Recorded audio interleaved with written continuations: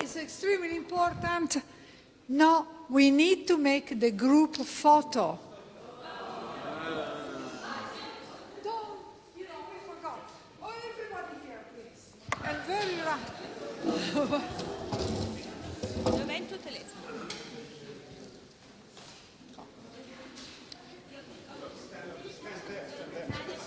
What do you want?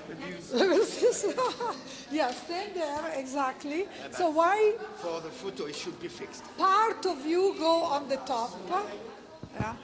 Part of you go on the top. Okay. Yeah. In front. Okay. Stay here with listening, friends. Okay. So. Let's put the second because the red card. Yeah. Excellent.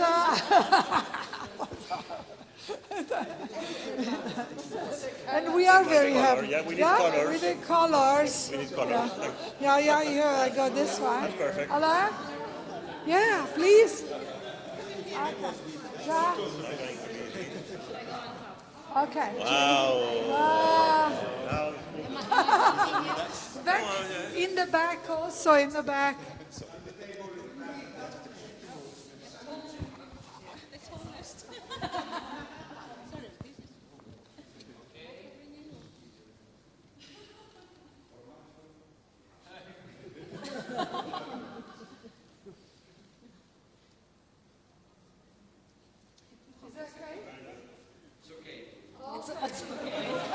Thank you. Non c'era Marianna? C'era Marianna? No, purtroppo, vabbè, lo faremo dopo, e anche Evi non c'era. Nice picture! Oh, I like it. I mean, one of the few times. Nice. We'll send it through the email. Look how beautiful we are, the two of us. Yeah. Oh, that's amazing. That's amazing. Okay. I have pictures from breakout groups. I have pictures from the whole meeting dinner last night. You want We will make a thing to be put on. This is okay. So thank you very much for coming a bit earlier. I don't know why the program had 14:30, but just all I can say, we are almost perfect, but not perfect. Okay, so I'd like to call then our chairs and rapporteurs for the different groups. We'll start with group number 1, please. And yes, please have a seat here.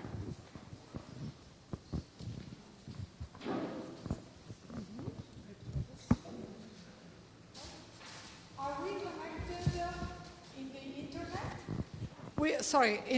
With Teams? Are we connected? Do we have people? Maybe? Yes, Nadia, yes. Great. There's somebody. We like to have, oh, wow, a lot of people. Excellent. Thank you so much. Yes. And now the floor is yours. Jason and Aletta. There might be feedback now. Okay, I'm good.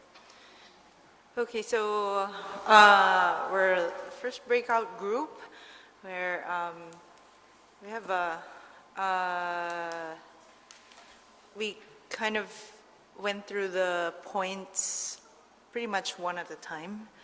And for the first aspect, which is looking at the Global Coastal Experiment aims, I think the main ideas that came across were the need to match stakeholder needs to a range of thematic priorities, concerns, and developing or having appropriate toolboxes to address these concerns.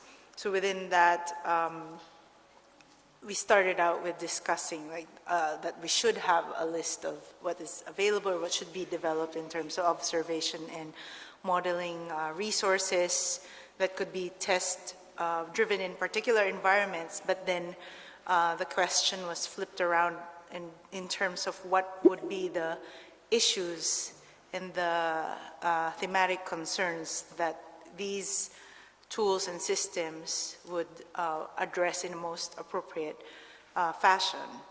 And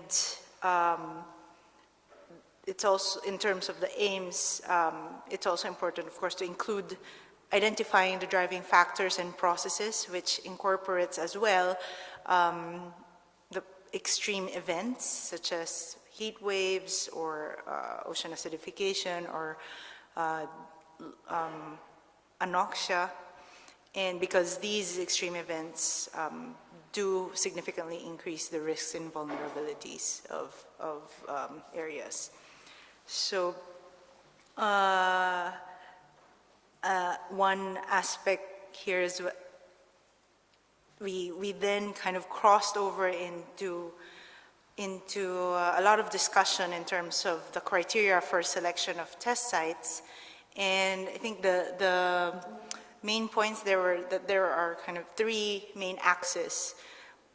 You have the scientific questions that would be addressed by those sites. You have the human dimension or value in those sites, and then the issue of practicalities.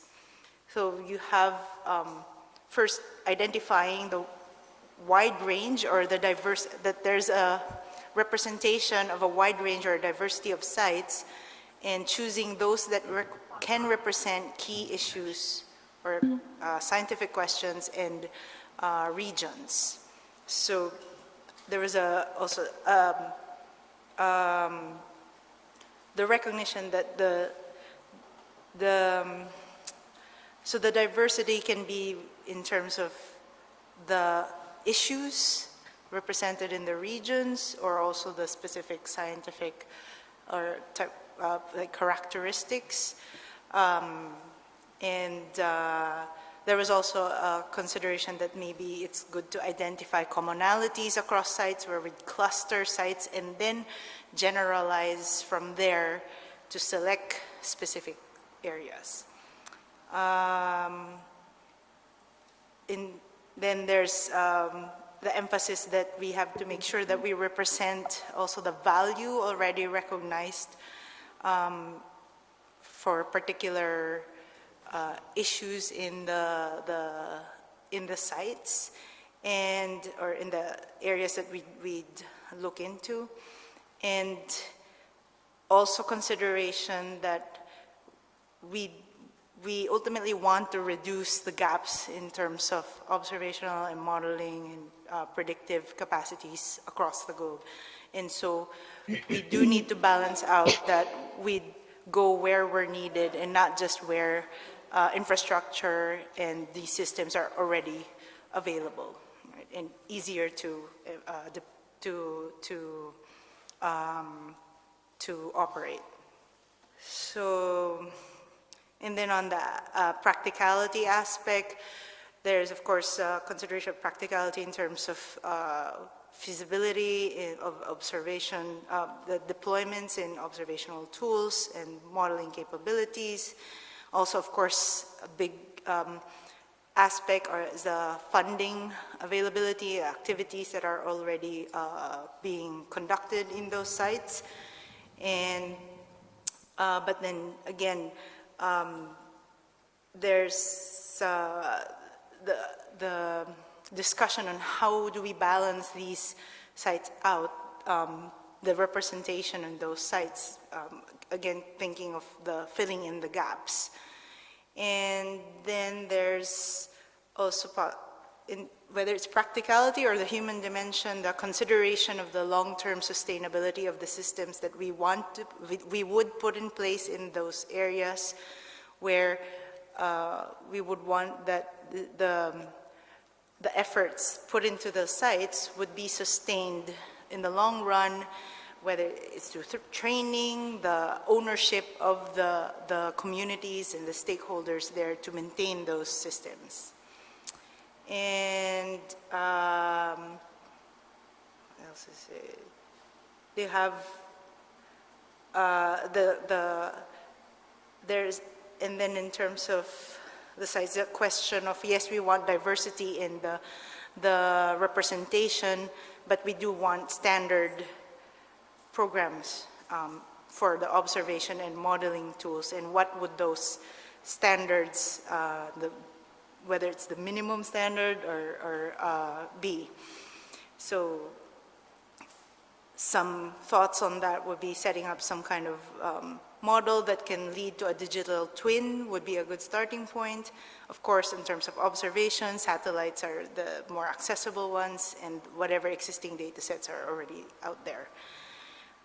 So for the third point, in terms of the outcomes, some thoughts on that are the need for the low cost but still effective technologies, the improving data transmission, reduction in uncertainty in everything, the opportunity for coordinating collaborative modeling exercises, and then on the kind of more, I think, there was a key concept, I think, that there's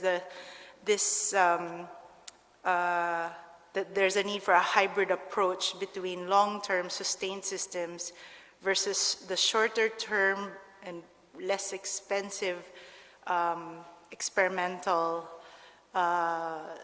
systems that we would use on the site.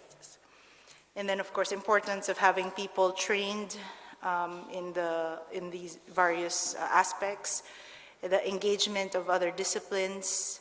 The young scientists are also engaged and mentored, and possibly, especially for the locals at the sites as well. And then the concept of having possibly, at least, if not, aspects of a full value chain from sustained observation to stakeholder engagement in the sites that are demonstrated. And then for the last point, in terms of data management and best practices, I think main idea is that there's a lot out there already, so it would be good to draw on what already exists. And there are some data that are not as commonly used or accessible, such as satellite data on river levels and altimeter data. And there are efforts to pull together such data, but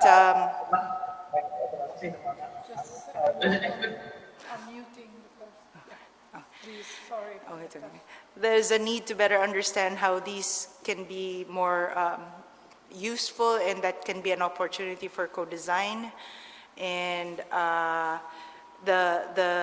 for data that are already existing or are relatively easily accessible, like satellite data, the in situ data for calibration and validation would be important.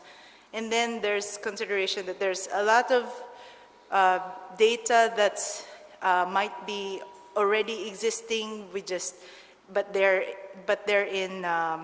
stuck in drawers or government offices that we might want to be able to somehow tap into I like the term, the data archaeology for the sites. So I think that's it. I don't know if you want.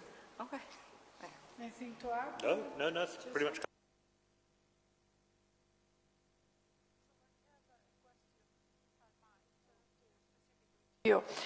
Which is, you started to talk about reference data sets for calibration, right? But then, reference data sets are really a key because they remain their reference forever for that coastal area. And so I'd like to suggest that these kind of data sets are one of the outcomes of the global coast. That is an evident and very important outcome that from all the test sites we would have emerging in our hubs or platforms reference data sets that would serve to calibrate the satellite data, to calibrate models, and that will be for the future. We can be very restrictive, but I think it's an idea that I discussed with you, and that could be a linking part of all the sites. Even could be model data. Please. Yeah, I think just to chip in on that, I think we completely agreed with that, but we weren't willing to pin ourselves down to having the same EOVs at each site, but maybe just a subset of EOVs for each of them. So you wouldn't necessarily want to do everything everywhere, but you would want to do something. You would want to have some reference set from each site. Absolutely. Please.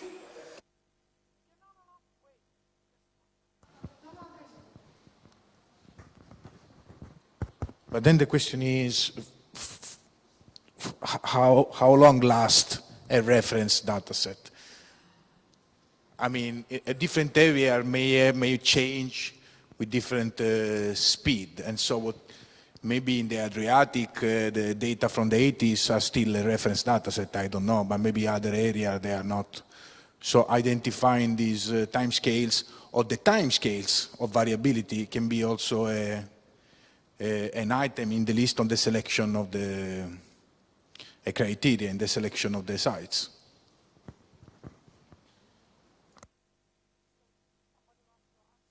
Well, my partial answer, because I think this is a very relevant question, is that we have to, when you put up a data set, you could state the limitations and clearly say this is gonna, practically the metadata say already what are the limitations. Why? Because if you are a scientist and you are going to take this reference data set to calibrate your model for the present, and the reference data set is 10 years old, you have to put added uncertainty in your calibration due to this part. So it is a delicate matter, and in fact, but that could be in a best practice document that will accompany the reference data set and will outline the subtleties of this reference data set.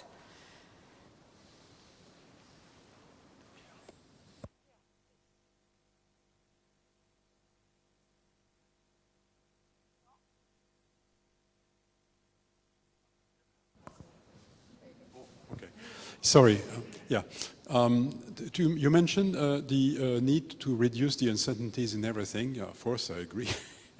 But first, you have to evaluate the current uncertainties, which is not necessarily easy to do, and perhaps not everybody in the coastal groups do this already with their systems, their observations also, and the output of their system. So one part of the experiment would be to kind of rationalize everything in terms of quantitative output. It's not just a qualitative experiment where you want to discover new interesting things about this or that phenomenon, but be quantitative throughout the value chain and evaluate the uncertainties.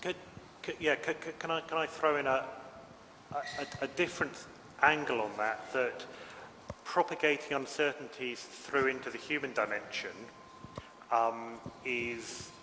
becomes really difficult because different people have different appreciations of uncertainty, and you need to be really careful not to conflate uncertainty with not knowing anything.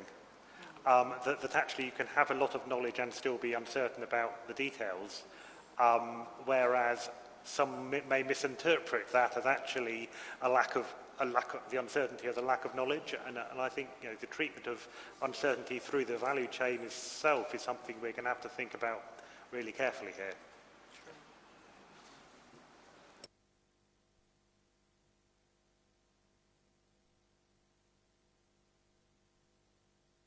If there are no more questions for group one, Joaquin, you want to say something?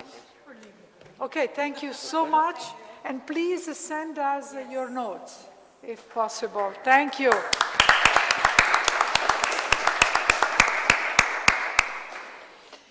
Okay, so let's group number 2, please.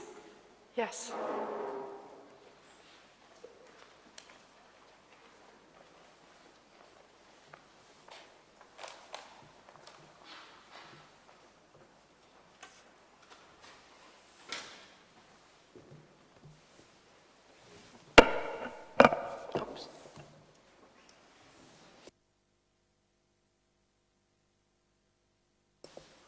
Should we make a start?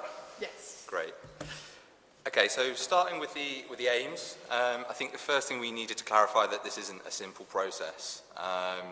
It's going to take time to define a vision and a sort of common goal that we all need to work to. So let's not underestimate how challenging it is to do this kind of visioning.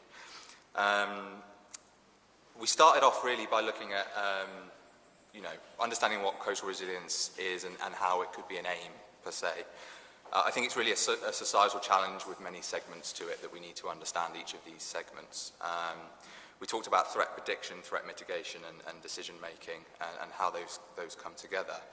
But I think we really need to focus on the external world and how what we do it really benefits the external world. We need to define the why, what we're doing, and then the how. And I think as scientists, we often start with the how. So I think we have to start really looking externally and bring that into the vision to be able to communicate.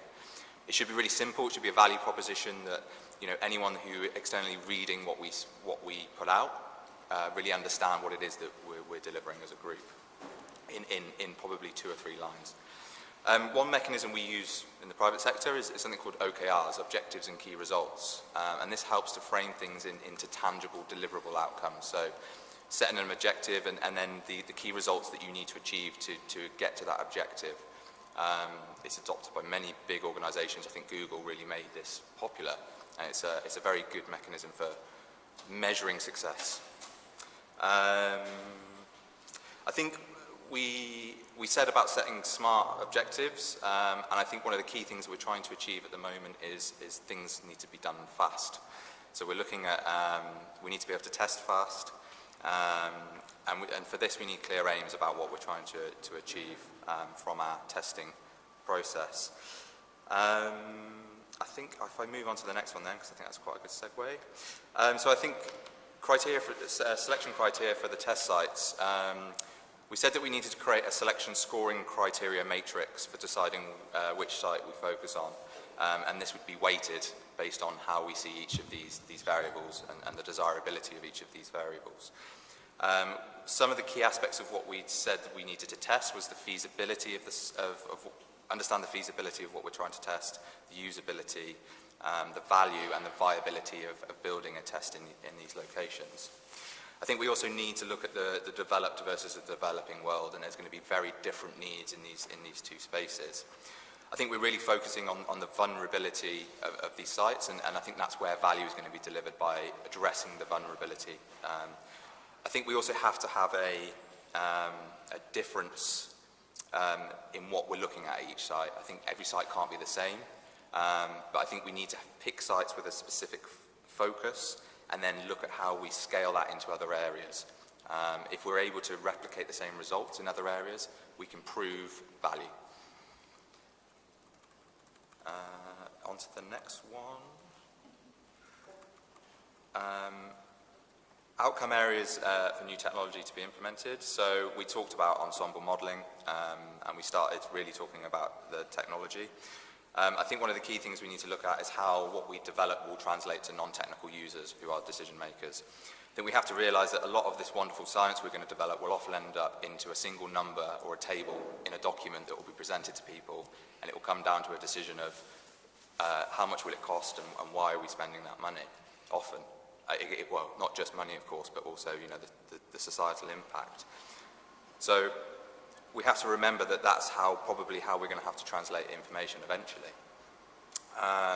We need to involve communities in the citizen side through crowdsourcing, that was mentioned.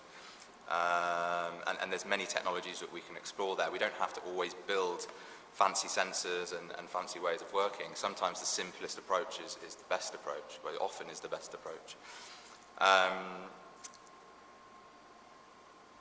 I think when we're looking at, we need to look at what's already available. I think we don't need to reinvent the wheel here. I think, you know, in the room there's already a lot of technology available, so we need to conduct some sort of gap analysis. And then we need to look at build versus buy versus partner and evaluate the return on investment of investing in new technology. That's going to help us to achieve that speed and scalability that we want to achieve within a common goal here, I think. The last one, so data management and best practices. I think one of the key things that we talked about before is that what we're delivering is trust in knowledge. And trust in our data is really, really important. So we have to make sure we maintain that.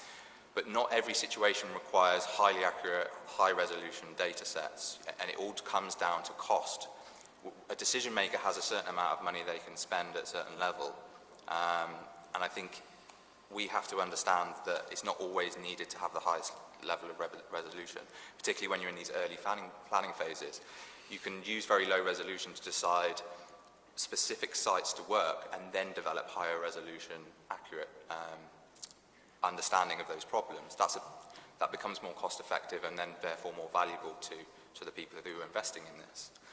I think the FAIR principles are really important, and that's obviously been communicated a lot by many organisations. Is FAIR achievable in what we're trying to deliver? Is something we really need to understand. I think we need to focus on the single source of truth principles and reduce the hassle for users. So how making data easily accessible is obviously what we're trying to achieve here. It's also about non-technical users and how we deliver to them. And I think there's a discussion about cloud versus local data. And I think we should standardize and serve for the biggest need of the biggest group of people. And I think there's going to be places where you can't use cloud architecture for political reasons often.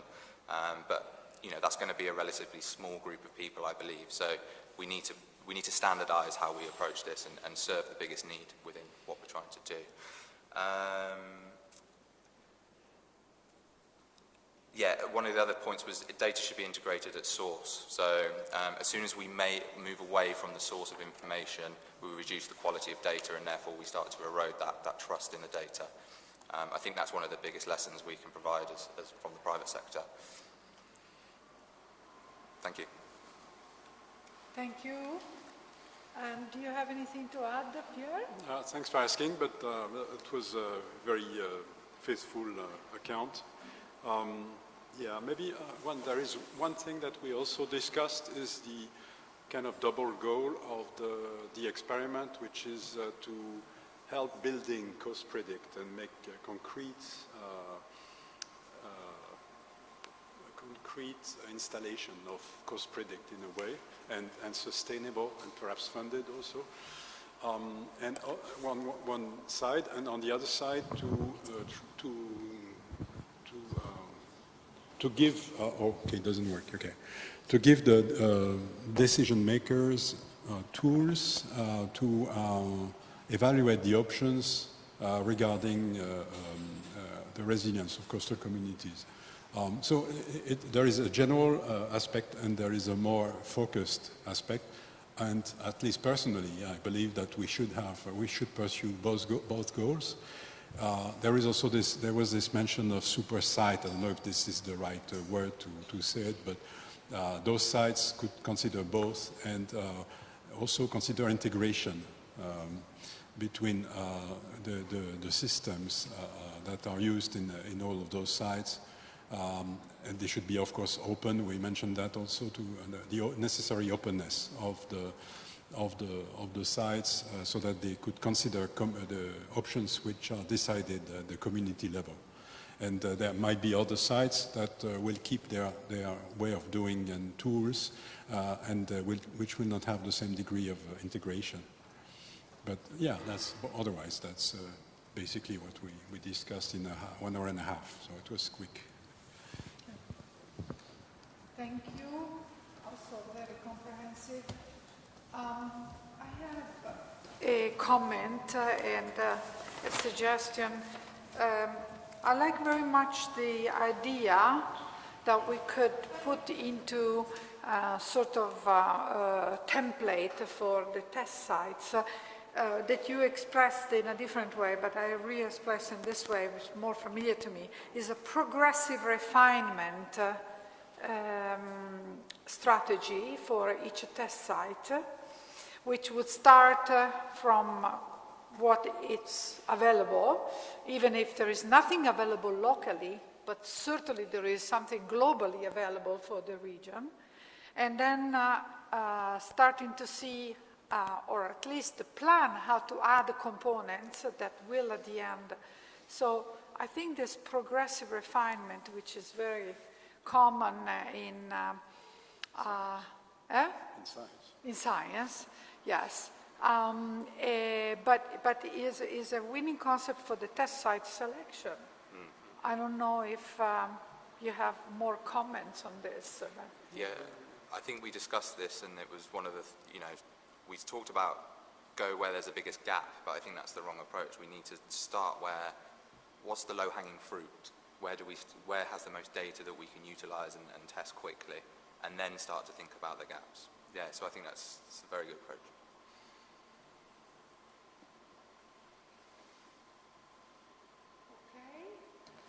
Are there more questions, additions to this group work? So then let me thank you. Very nice. Thank you very much.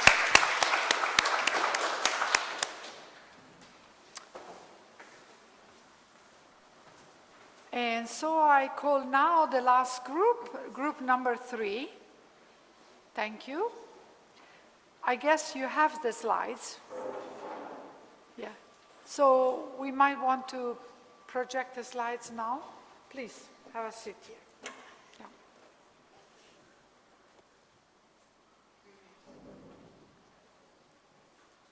Good. So yeah, we're group 3. I'm Samantha. Annabella, you saw speak this morning. We also had several people in the room, and you can see their names all here, and as well as George online. So I guess I have to ask. And so maybe you can do it this time. Oh, look at that. Maybe. Let me see. No, it is open. Maybe not. Okay. Could you shift?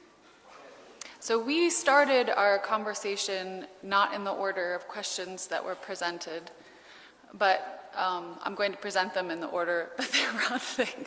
We started our conversation thinking about the outcomes and how we wanted the test sites to shape CoastPredict, and then we went on from there, always coming back to the requirements for the test site. So you'll see there's 2 slides for that one, because that one always ended up drawing the conversation back. But to start, the aims, summary of our discussion there, we really thought that CoastPredict could, and this experiment in particular, could help ensure that each site explores interoperability in particular, the innovation in research and process studies, so that's science advancement, and showcases our capabilities as a community. And that insurance could be done by some overarching organizational body, right? To be, I don't know exactly who, but that was like the concept that was put forth. That the coordination would be necessary for interoperability and best practices and kind of streamlining workflows to make sure that that's not, that the workflows themselves are not overly time consuming. And that, that's the kind of coordination that could be provided by CoastPredict, right, like to these sites, so that they're not just operating on their own, right, and doing their own thing. So then that body could also inform incoming sites that that of particular regions that are of interest, that gap analysis results thereof, prioritizing regions of the global coast based on the diversity of sites, and some classification thereof. that open source tools could be used, leaving the sites freedom to pick the tools they want to achieve the goals that they have in mind for the particular sites. Next slide, please. So the criterion for the selection of the test sites, part 1, included a broad diversity in the physical, environmental, and human dimension with an accompanying a strong story or purpose from that community. There was an idea put forth that the machine learning could play a role in kind of teasing out the variability in this space. Sorry for the typo, but and some of those autocorrects really got me this time. And one of them tried to change methodological to mythological, and I was like, no, that's very different. But in any case, right, that the machine learning could be used to kind of like, biogeoscapes or something, right, to kind of further characterize the different coastal environments, and then, and then a broad diversity within that space could be used.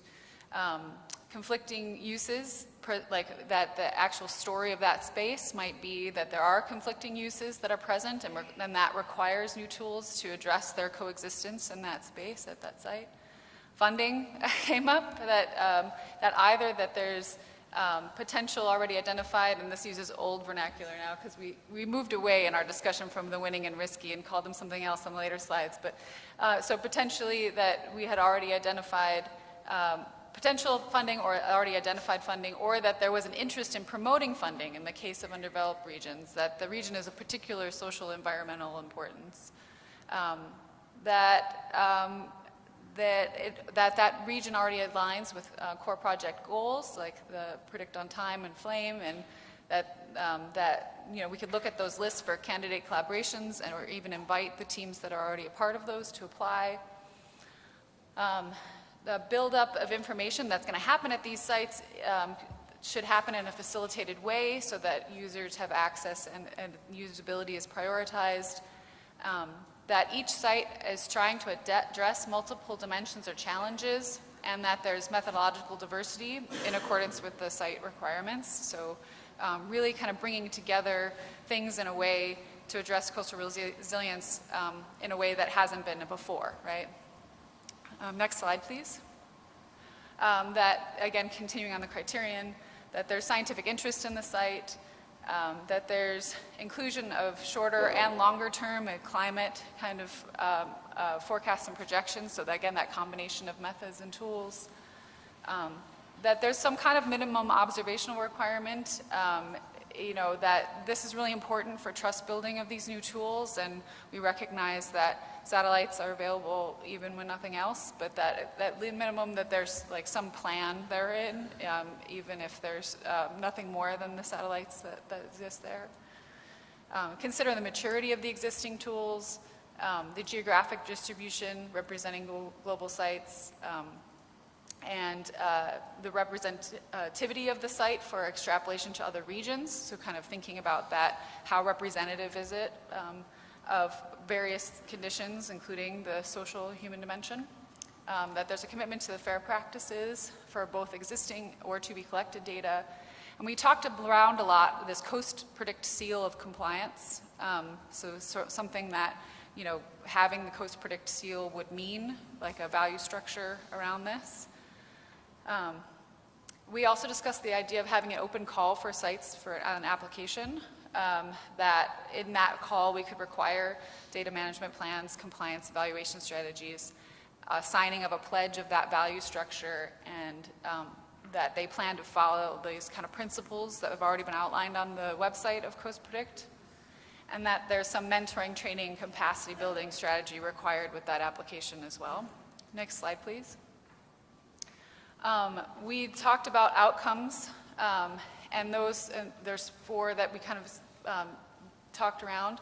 One, of course, was the science innovation. We talked about, like this, there's things we want to do, right? Like in the coastal system, that should also be a strong part of this, and that should be going on alongside the presentation of our current capabilities, to forecast and project. So, these ideas of two-way nesting, that land-ocean interactions that's come up, including the hydrological dimension, Then trying to address some of these new challenges, like some of the ones that I've presented in the talks here, around health and pharmaceuticals. Developing exportable deployments that are interoperable and relocatable. The development of the co-creation approaches that include communities in site selection. And classifying sites such that supporting teams can be built to include similar representative sites to ensure portability. Next slide, please. And then finally, we ended with a discussion of data management best practices. We notably spent the least amount of time talking about this particular bit, but things we thought were really important included that reproducibility is vital to the success of this experiment. And so how do we test this? And so the idea was to explore this within these test sites to develop best practices around interoperability by the coordination team, that there's a role here for the coordination team to sort of ensure that this happens. That CoastPredict could identify a common setup from the test sites, so do some kind of synthesis of these test site activities to establish those best practices moving forward. And that this CoastPredict seal, essentially this emblem on the systems, the test sites, embodies the fair value structure, ensures this in compliance with some of these things. There's one more, and this last slide was like the result of some of the brainstorming. Could you go to next slide, please? We had some, didn't fall into a category, new programmatic suggestion, which came about through like a group brainstorming, partnering. So the idea was to partner two sites together, so one with the mature sites with a less developed site. And this would enable capacity building, allow to fill gaps. And so the more mature site could help mentor the less developed site in this space. And it's also an opportunity to explore the interoperability and reproducibility of the workflows as well. These partnerships, we were thinking could be identified in the application process, but ultimately we concluded that CoastPredict coordination should be the one that assigns these kind of mentoring pairings. Anything else? Good. Anything else from the group members? Did we miss anything in our summaries? Yeah. Oh, question. Yeah. Just a second, Senya. We get the microphone. Yeah, just a small addition on the data management issues. I think we need to anticipate this risk of data protocols in various regions. So sometimes we come up with this grand idea, but then there will be a big constraint where we are not even able to collect the data. So I think it's a very good starting point to reflect on the regulations pertaining to data collection in various jurisdictions.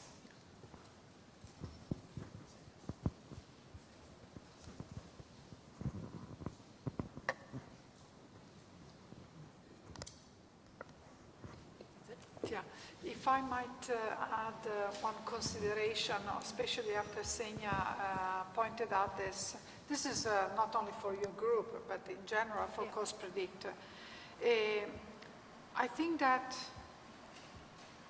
my impression is that we have to follow the low impact road, meaning that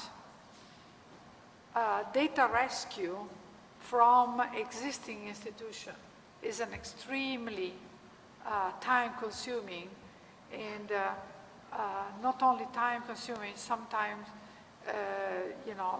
unsuccessfully in not fulfilling part. And at the end of the day, it's not something that we can generalize out of CoastPredict.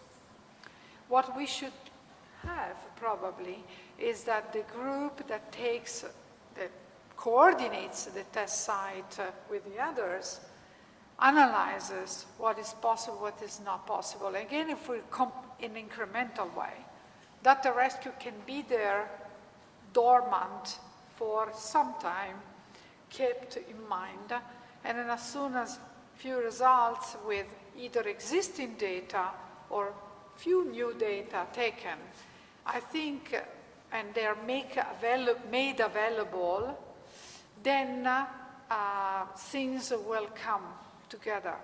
We found that this is the, in the 80s, when there was practically only a few people in the world, and in particular Sidney Levitus, nobody knows him because, I mean, I'm the only old one here, so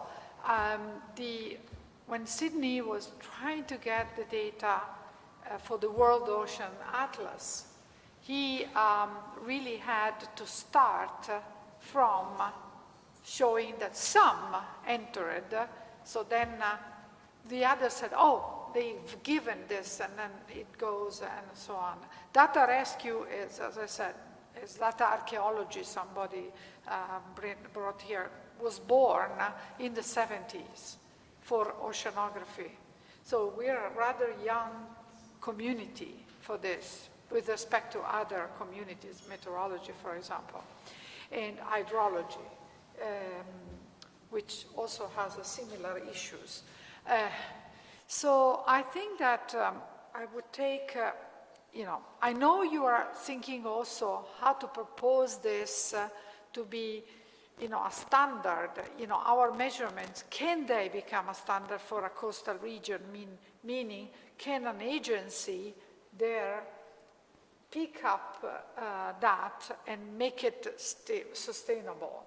That would be a good way to proceed, but in any case, CoastPredict has to have data that would fulfill the mission of showing that there is predictability, if you want predict on time, that there is a possibility of connecting land and ocean for climate downscaling.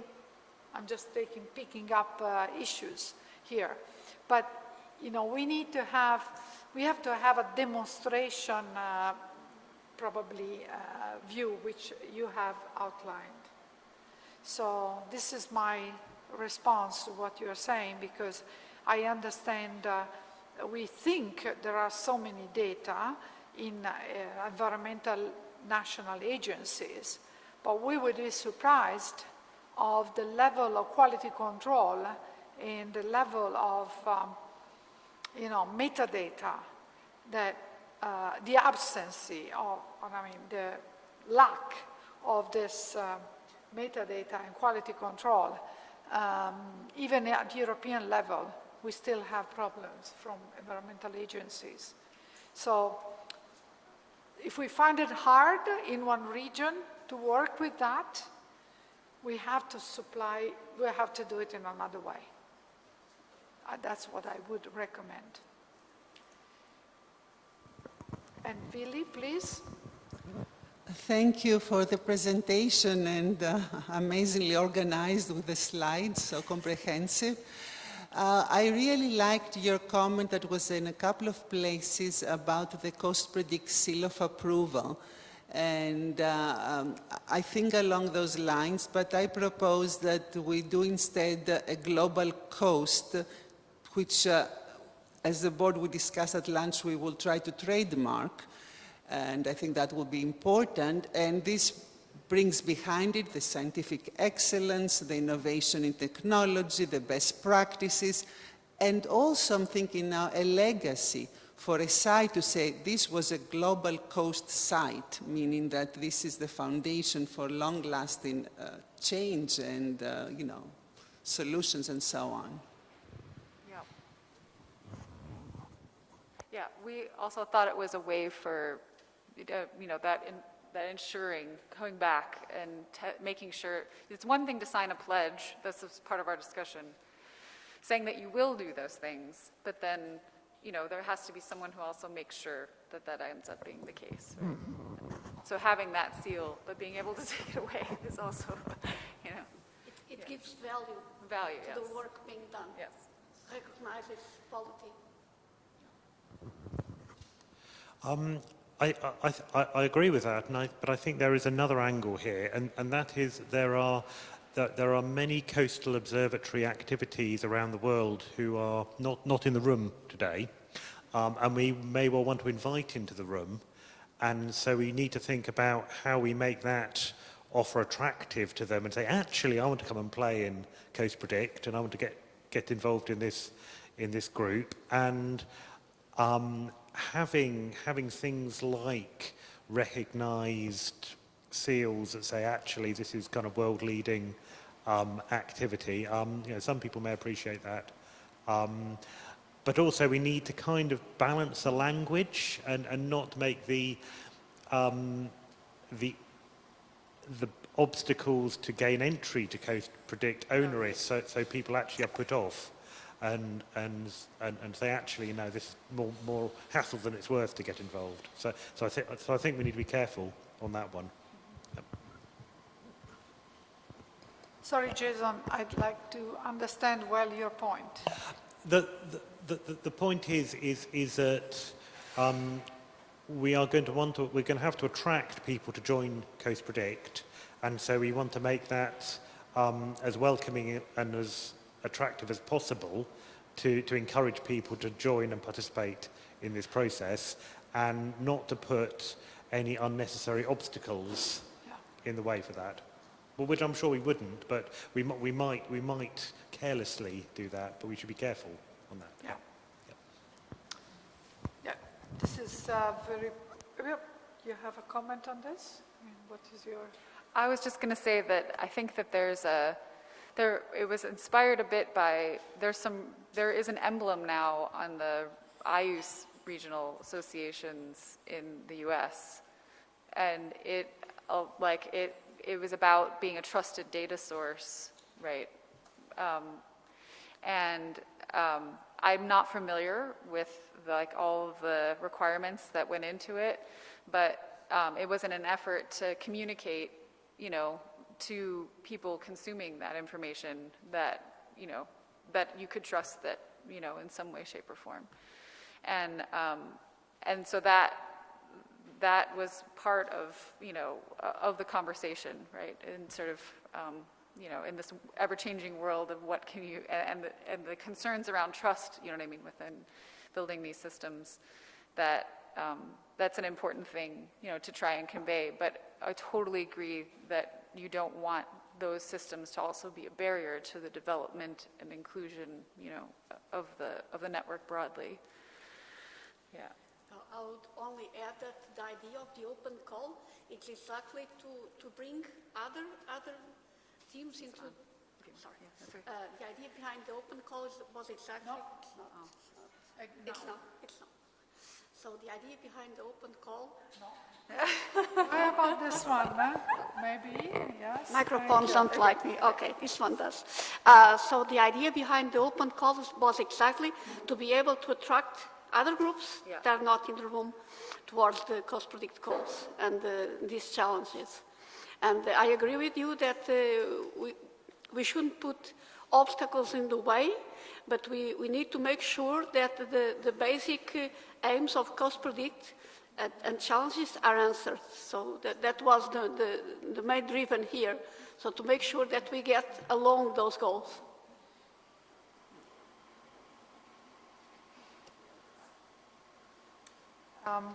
In fact, my next question was a little bit more discussion I'd like to have this assembly to have is on the open call for sites. Mm-hmm. Because you can imagine, and also the comment of Jason, that certainly there are very well-known communities that might be interested in contributing, and they might be very important contributors. We have to, again, as much as in each site we have to use a strategy that is what I call the progressive refinement strategy. Here, I think we would probably go for also a progressive enlargement strategy.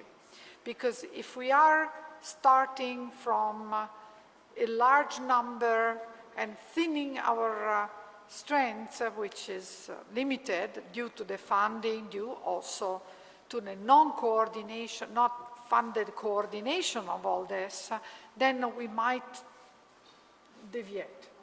So let me then, and this is why yesterday very briefly, and it is in the document, we had a two-phase step, which is a first step with a limited number of sites where we sort of define the protocol, we define a way to go, and we assess that, and then we open it to more. So that's one point I wanted to say, and I'd like to get your impression on this, because it's very important to go ahead. The other part is that in each site, after we decide the site, then we should be extremely open. If somebody wants to contribute, then it should be really welcome. You know, if we're talking about number of sites is one thing. If we are talking about participant groups in one site, then personally, I think we should put no limitation. Because it is a matter of really this sharing of knowledge from the start, and sharing of expertise also. So there are two aspects. One is how many groups participate to each site, and the other one is many sites. So the open call for sites is something that we have reflected with the board, and we wanted to suggest a way forward. The way forward would be that the exec takes on board to contact and to provide a first list of sites through contacting the steering committee and not even, let's say, not leading the sites, because having a contact with the steering committee, we can facilitate that as a CoastPredict board, meaning we can give some assistance, but we could ask the exec to be in contact with the scientific steering committee to get the sites. If we, as probably I think, we open it completely to whatsoever, it's going to be difficult, the first phase. Because also we have to see some success also after the first phase, which is, first phase we said is 25, at the end of 25, very close. And so this is proposal. Please, yes. Okay. Okay, the idea is, of course, we have to define the criteria. This has to be provided first. And the idea behind having the exec playing a leading role in this is because the exec members are the leaders on the focus areas and the core projects. So they know already what the projects need to succeed, and this is related to potential sites. So they already have a first-hand knowledge on that. And based on that, they can contact other experts as needed from the steering committee and so on. But the projects are a very important aspect of the implementation, and it is the exec that leads the projects.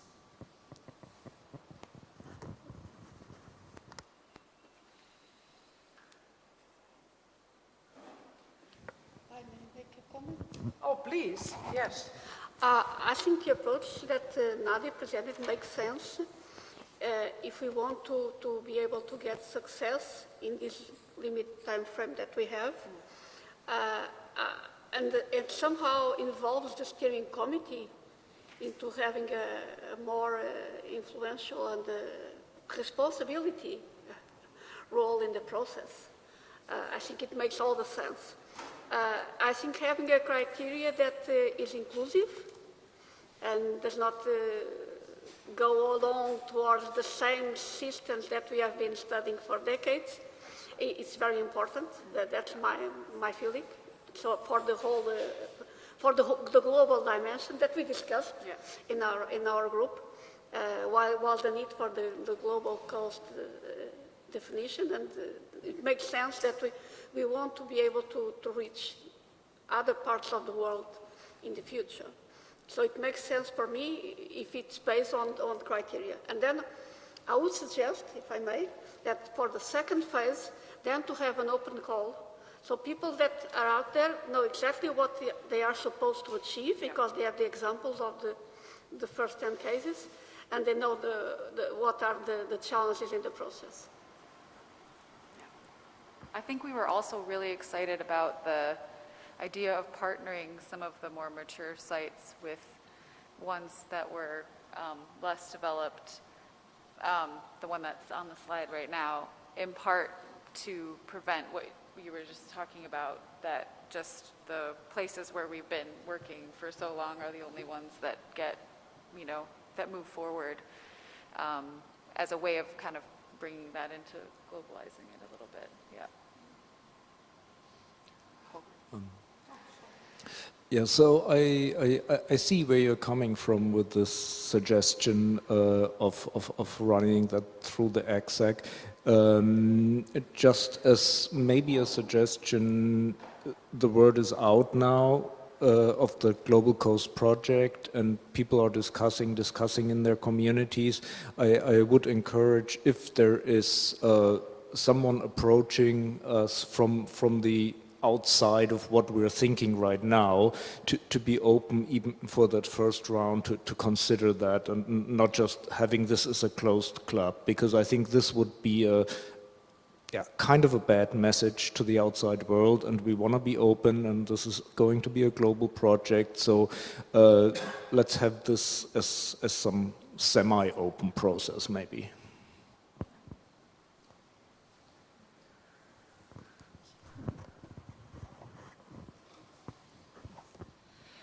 If I may also make a suggestion, is Goose is a partner in CoastPredict, and I would suggest contacting the Goose Regional Alliances in identifying these potential sites also from their point of view. And we will have a Goose Regional Alliance Council meeting in early March. If by then there are some criteria identified, this idea can be introduced to the Council, so that the leaders of different cruise regional alliances can take that into account and consider. In that way, I think we will have a very nice global coverage.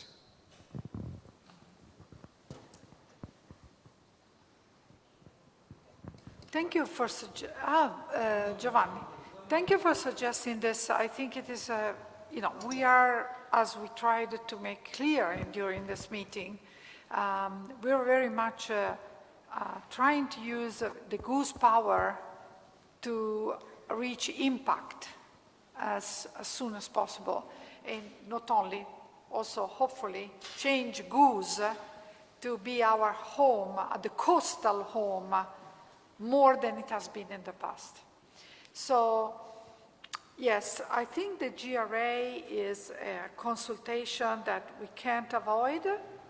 Again, I would ask the exec to be a key in this consultation with different actors, and I think that at the end of the day, you have to have in mind through maybe partnering and so on, which is also a very good idea. We have to write it somewhere. The end of the day is that to arrive in 2025 to have a result, we have maximum to have 10 hours, 10 test sites. 10 hours. 10 hours, okay, 10 hours we do it. Okay, 10 test sites. And this is, to me, it would be already a big success. And I like also the way that Annabella is saying, we have to make an effort, the people who have already knowledge in doing this, in their specific coastal areas, to go and contribute in another one. This is why we think that and then also to have the good side. This is why we think that us as board and exec, in June, if we have this work of the criteria being done and so on, with a consultation with the exec after the General Assembly, we have to start to look seriously for funding. Okay, so, and now it's too early to talk about this, but it's our aim, and see how this thing can go. Please. Just a small comment on the test sites. What the idea that we have in mind and that we want to share is the dimension of a site, what the site is. Okay, one site that a typical dimension of a site would be the Caribbean, for example. Okay, that could be a site including Gulf of Mexico. Just to give you a dimension, it's not an area, a small island or an ocean. No, it's a regional sea. Let's put it that way. Okay. Yeah. Thanks. But again, our let's say aim is to get a coastal system. So if the community is the community is the regional one, and even more than if we talk about goose regional alliances, if the community that is around this is regional, but our implementations are coastal, because otherwise we would not be able to solve the problem. The regional is not for the Caribbean, for example, but is quite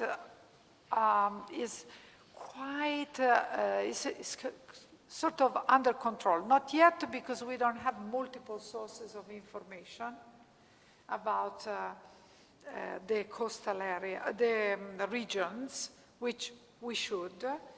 And this, we hope it will be a part of also the decade to make available more. But I think that, if that region, as it was, in that region we have to have specific coastal areas done. Okay, so. Sorry, my understanding is that this is what Nadia just expressed is very clear. If you look again at our website, the challenges, the principles, and the outcomes from CoastPredict are exactly around. So, talking about a dimension, I was mentioning the dimension of the site, but everything else is really pointing to the importance of really solving and addressing local coastal communities issues. Thanks. It's very clear to me.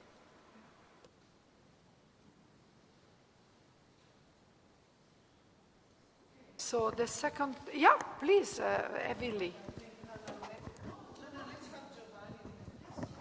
I want to highlight that we should meet with the projects, at least with the 3 core projects, and understand what is feasible with the present partnership. Of course, we can enlarge. We are enlarging the partnership. And then we have a very nice outcome of this meeting is at least a draft of the criteria. So if we sketch them down properly, and then we cross-cut with the activities that we have committed with in the 2 projects or 3 projects, then I think we'll come up with a realistic list of sites, and then of course it should be presented at the Goose Regional Alliance and to the broader community, let's say.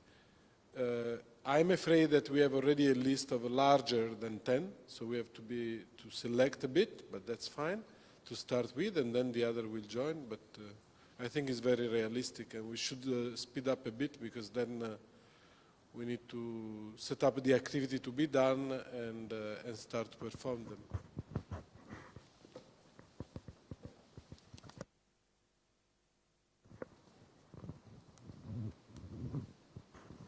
I just want to make sure to alleviate the concern that Holger expressed, which is a very valid concern.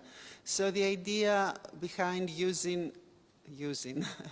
taking advantage of the exec to do this homework, which is very valuable, is not that this would be a closed club of internal CoastPredict selection process, because the exec should and is definitely encouraged then to contact people from the steering committee and also outside, if they feel that they want information, they feel that there is an area that, is a good, they can absolutely contact.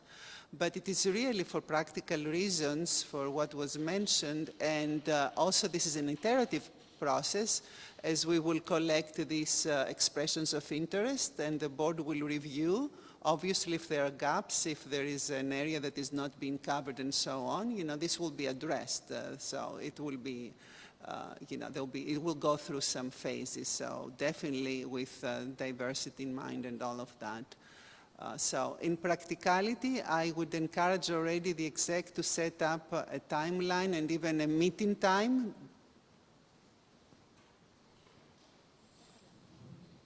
Because it takes time for those. Definitely a meeting, I don't know, sometime in April should be set already, and, we really have to accelerate that. The board will have the homework to provide the criteria in a timely manner. We have said, I think, March is the timeline to get this going, and if this, a Goose regional license event it is, maybe we have to do it before, so you give us a deadline. Thank you. So following on from Villy a bit, I wonder whether we could use the exec and knowledge of what's already on offer in the projects and sort of people interested at the moment to actually flesh out an example region. Not the region, but an example region. We're still talking quite generically about, we'll run a model, we'll put some observations in the water, it'll be in an area that has things to be addressed. So let's just take what we've got. We marry the map I had with the map Giovanni has. For demonstration purposes, we take that region. We, between us, can probably sort of shortlist the things that region might care about most. We put a bit of flesh behind, these are the observations existing on offer that are going some way to helping this. These are the simulations we can run, these are the downscalings we could possibly run, these are the relocatable grids that might be possible, and use it as an example so it's easier for people who want to join to see what we're aiming for and use that to help expand. I think personally this is a very good idea because we start with the global cost is a way to implement the core projects and projects, let's say, core projects and projects at the moment in the most efficient and impactful way. This is why we do it. And you made already a lot of work on trying to put the strategy with these focus areas, and so we have to start from that. And then on the basis of that, we enlarge a little bit. Personally, I'm very much for this idea of the Goose regional alliances, but that's my weakness, let's say. And then, certainly other people in the steering committee that that may not be involved directly in you. But yes, I would say starting from the partners of the projects and adding the steering committee and adding the GRA maybe. But I'm definitely not saying it's a closed club. I'm saying we need to be clearer, quicker about what an experiment looks like, and that might just mean picking somewhere and using it as an example. So we've got a meeting at the end of February for Flame, and that is an active come join the gang kind of meeting. Yes. And we have another one in May, which might be slightly longer, but Predict on Time will be at Flame, so definitely I will be there. And so it is important that, you know, the project that have already organized themselves start thinking about this, because otherwise we will never be complete. We'll definitely have also affiliated project like in Ghana and so it's not, you know, also we have the other project in the Caribbean, so that's it. What can we, you know, can't do everything at once. That's it, not really, because talking about not yet 10, if you think. If you think seriously, we have real innovative way with the 10 maximum. Or we don't have to reach 10, okay? It's only, you know, a number, a reference number. It's more than 5. Because round off. Please. Yeah. So in practical terms, I would like to recommend, I'm thinking now how this whole thing with the exec will work, and we do need that a couple of people will take the lead in organizing this and delivering, because there should be a meeting and a discussion after people do the individual work, looking at the criteria and coming up with the sites and possibly doing this very nice work that Joe recommended and so on. So I think that we have 3 core projects right now approved. So I think one person from each, you know, the 3 core project leaders, if they are willing to volunteer to lead this effort and, you know, call the meeting, put it together, communicate the criteria. We need to do that so we move quickly and efficiently. So I'm looking to Giovanni and Joe and somebody from CODIS perhaps to do that, if you know, to organize this and deliver it. Thank you.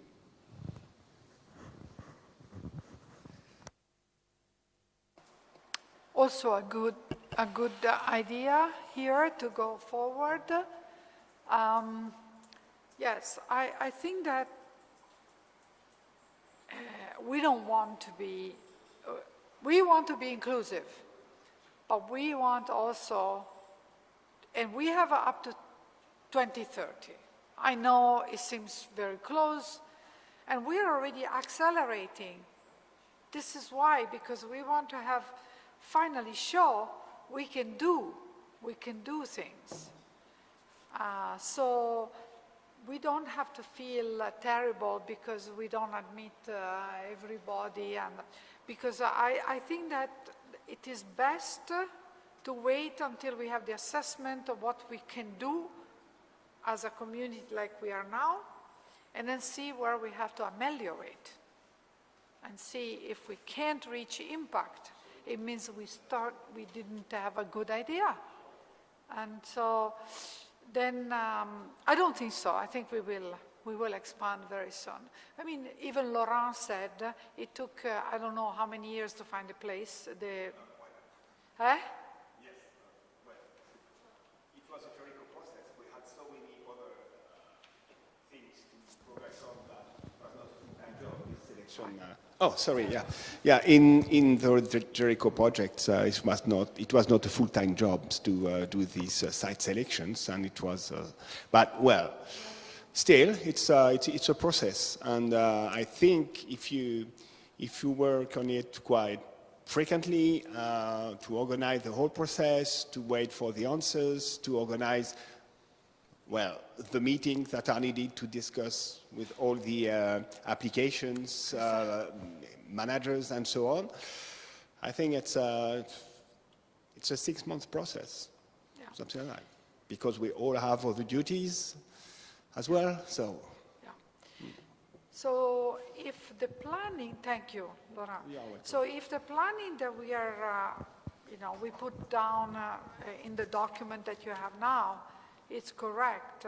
We take 23 and 24 to plan for this, which, is kind of large. Also because we want to find the funding. Yeah. And then, actually, I was looking, I said wrong. We have the period of implementation of these first sites seems like 25 and 26 from the initial table, which I show you, and that it is in the document. And I think that rushing shorter than this would not be helpful. I mean, we could, like, for example, say we're ready the middle of 2024 with the sites and the group of implementation that commit themselves to do work there, probably with relative funding, not complete. Fine, 2024, middle of June, the second part of the 2024, fine. But then we do that, we assess, we have a matrix of success, which should be also elaborated, because now we have only a matrix for the selection of the sites. But the matrix of success of the experiment at the sites, we're going to take a lot of thinking. And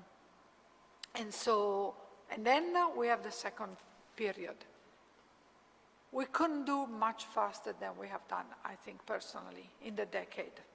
But we can use the whole decade, not stop in 2026. It's a little bit too early, 2026, to stop.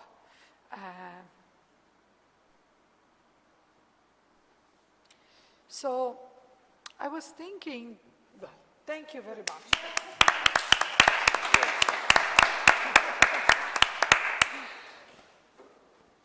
We have already also your slides, perfect. So I was thinking to ask you to take the break now, because I need, I think, to overview our conclusions after having heard also your inputs, so that we can conclude a little bit earlier than 5 o'clock, but 4:30 or so. And I think I would like to take a break now with the board and decide our final slides, if possible. Please. I would like us to close before the break in a kind of, I don't know, enthusiastic, because right now it's like, oh, this work, everybody's like, oh my God. I mean, I think something to discuss at the break is, why is this important? Why is it inspirational? Is it a game changer, Global Coast, for me, and that's why I'm kind of insisting on the trademark and so on, I really see that as having some historic proportions. I mean, maybe you would call me very, I don't know, naive, but I think it is. We are discussing how to do this, not the way that somebody writes a proposal and the partners and who wants to be part of it and what can we do, but something that is really making a huge difference within the whole context of climate change and all the challenges and so on, and the realization that some parts of the world are totally understudied versus others, and some very important and inspiring principles of inclusion, diversity, and innovation, and solutions, and all of that. So I think we should not, forget that, and we should keep it in mind and kind of be very enthusiastic about the prospect. I am, I hope. Yes. The rest of you are. Well, we can play, everybody will play Star Wars. I give it to everybody so you can show it. The community delivered, CoastPredict.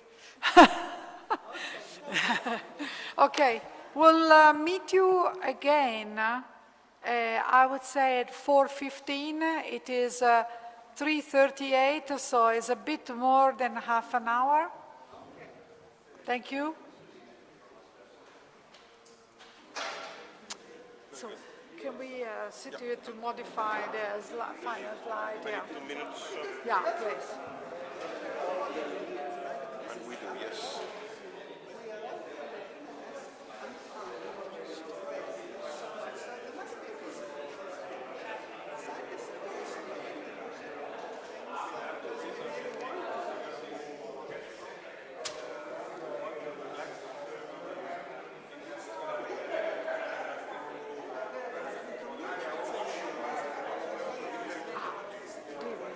Questo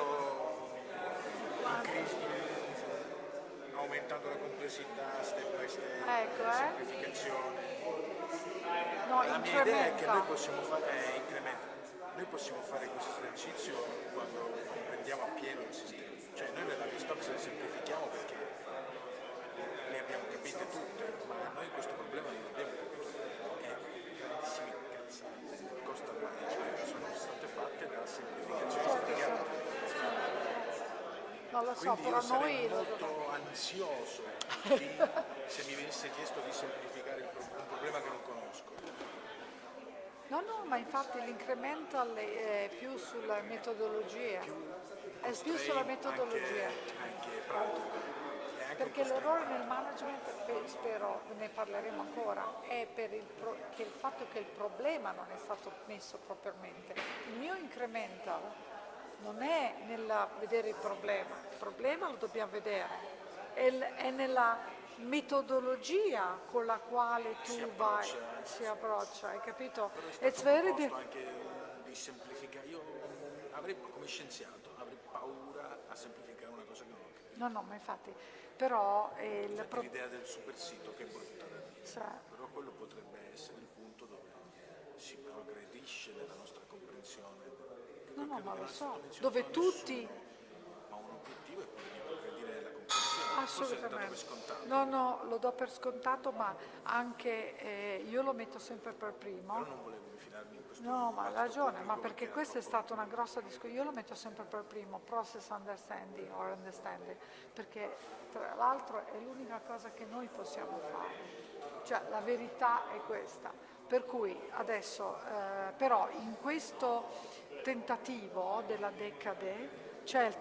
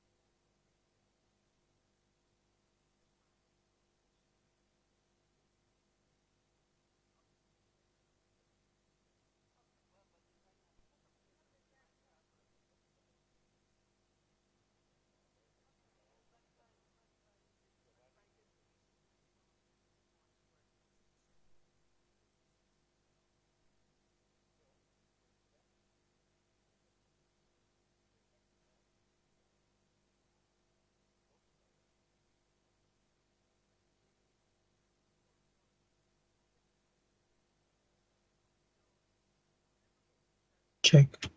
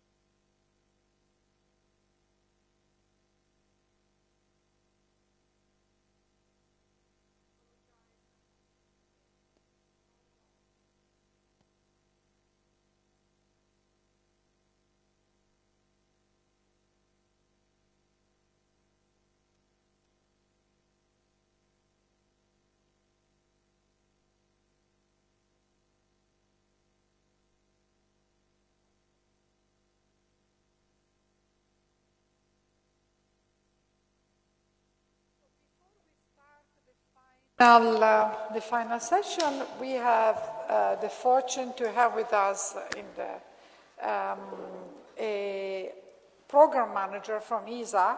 You have met him, that would like to show us what ESA is doing now in terms of coastal, which is a lot. And we should know about this effort so that also you keep it in mind when you decide the test sites. Jérôme, please. Jérôme Bienveniste. Thank you. Thank you.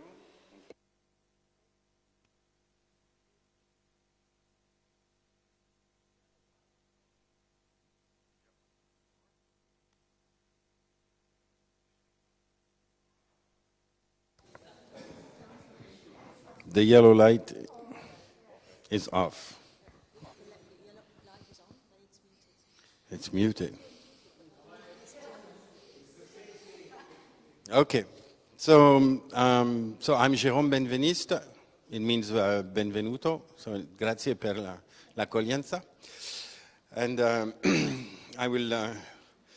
So I'm involved with the developing the altimetry since the launch of ERS-1 in 1991 at the European Space Agency. Before that, I was at MIT. Before that, I was at Lagos in Toulouse with my advisor, Jean-François Master. And so I pushed the altimetry to the users, which was not obvious because when we launched ERS-1, we had a SAR and nobody cared about the altimeter. It's a small instrument. So I spent all my career pushing the applications to different surfaces like inland water and to the coast, which is difficult for an altimeter because there's land polluting the return waveform. So I'm going to show you a few things that we're doing in the program element that we have called Future Geo. It's Earth Observation for Society. And so this is the contracts that are...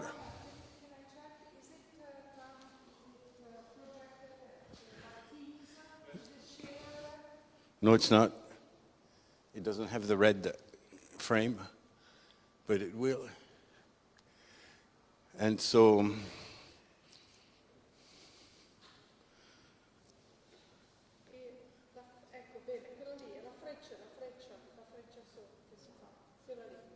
Condividi.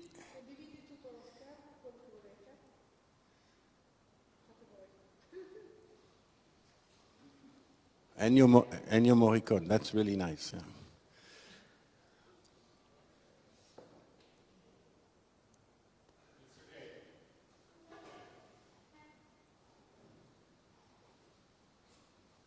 Okay.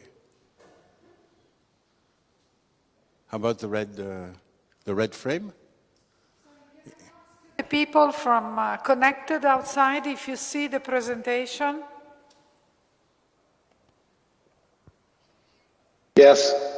Okay, good. Thank you. Okay. So this is all the projects which are running right now. And you can see a few, like coastal hazards, another one called hydrocoastal, and they cover different part of the ocean, like ocean health, ocean temperature, ocean circulation. You have world ocean circulation, which is about currents and so on. Exploiting the Doppler from Sentinel-1. The ocean heat content, which is done in the Atlantic Ocean. And Baltic seal, also the sea level in the Baltic Sea, which is very coastal. Coastal erosion and so on, hydrocoastal.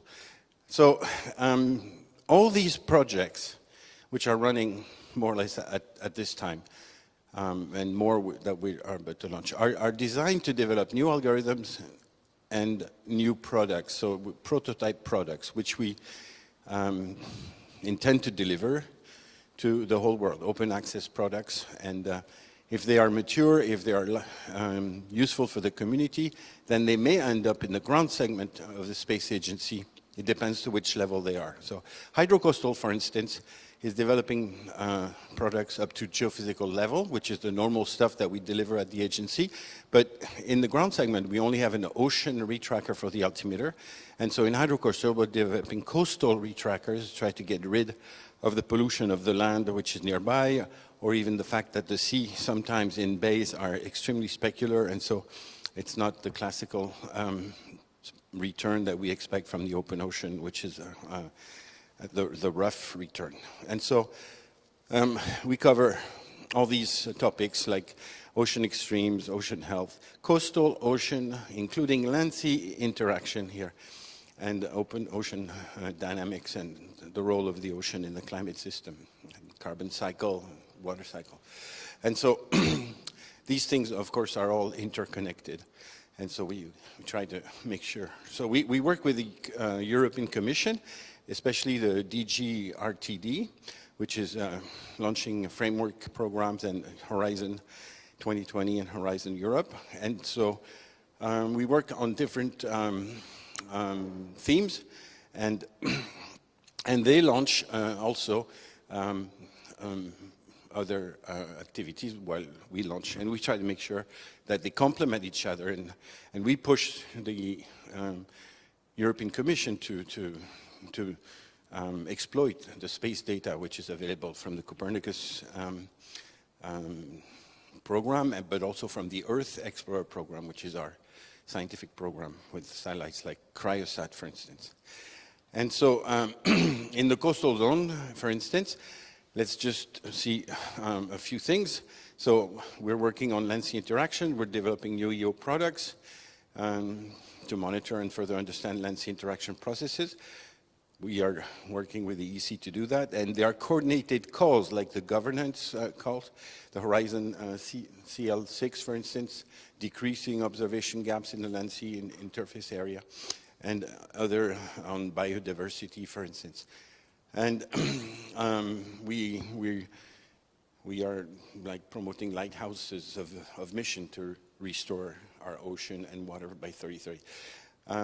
The Atlantic is, of course, an important focus for Europe, the Arctic Basin as well, and the Mediterranean Sea, the Danube River Basin also, the Black Sea, and we are building on the past initiative that we have already launched, either in altimetry, ocean color, sea surface salinity, and so on. And we just launched an additional Black Sea activity, and I'm launching right now a new Baltic Sea activity, and I just launched also an ocean heat content. In fact, there's a WCRP workshop in May in Rome, if you want to come to Rome. Just talk to me about it, about validating the Earth energy imbalance. There are other ocean projects like ocean currents, the WOC. We had a user consultation meeting in October, and from that recommendations comes out. And recommendation can be CoastPredict needs something that has to do with currents near the coast. And of course, we try to put together all our sensors in synergy and use in situ data for calibration and validation. And we have a program which is starting, which is called Sentinel User Program. And so we're preparing for the next generation Sentinels, like for instance, for the altimeter constellation of 2 or 3 swath altimeter satellites, or normal satellite, but a lot of them to have a good space time sampling, and so on. And so there's also an activity on ocean extremes, using different sources like Storm Atlas, winds coming from multi-missions, and so on.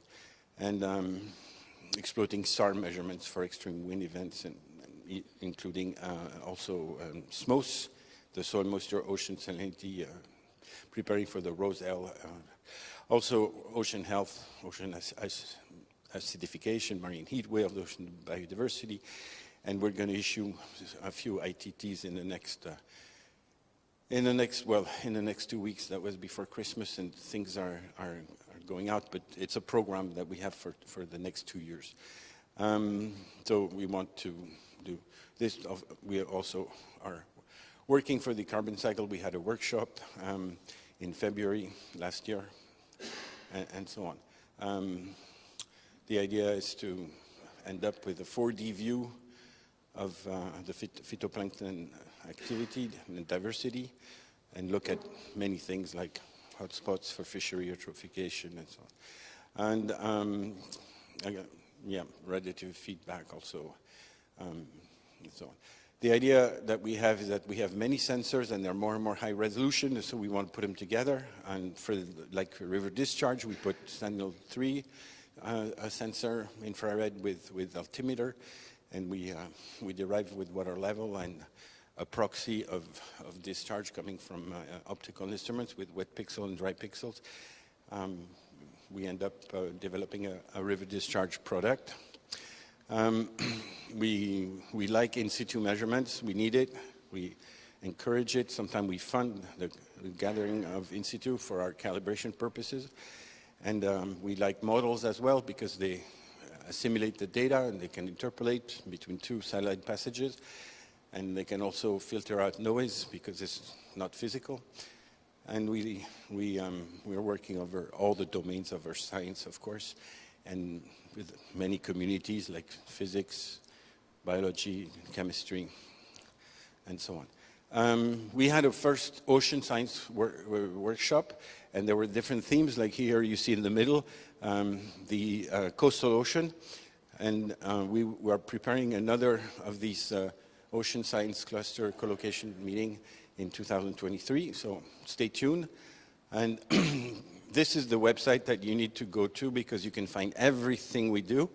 It's eo4society.isa.int. You have a magnifying glass there. You type coast or coastal, and you find everything we do in the coast and the type of prototype products that you can get. And interact with me and Marie-Hélène Rio, she's in charge of work, the currents, to see if we can exchange on the kind of user requirement and science requirement that a community like this one has in order to prepare the next generation of all these 35 contracts you saw on the first slide. Any questions? Thank you. Actually, you went very fast on the bio-optics, but you know, for the coastal area, it's kind of important, the radiative feedback, that part.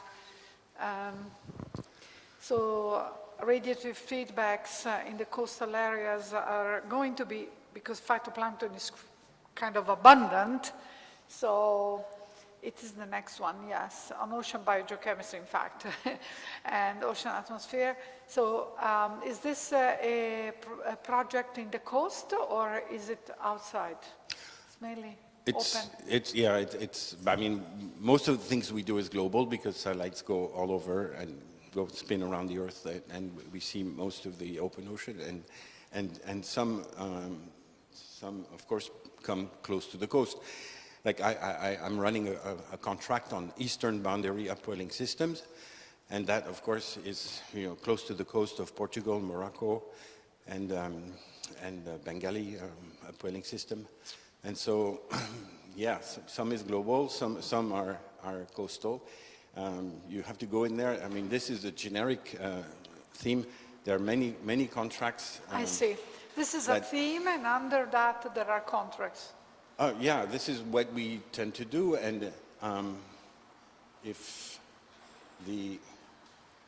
I guess we ran out of battery, but if we go back to the first slide, you can see all these names.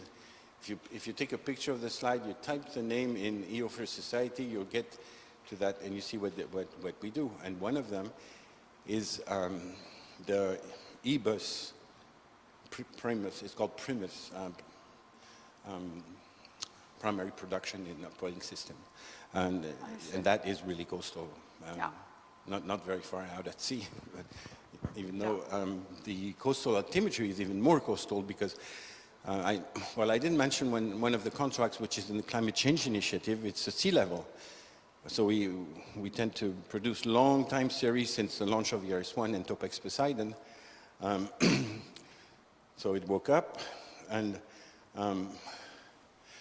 so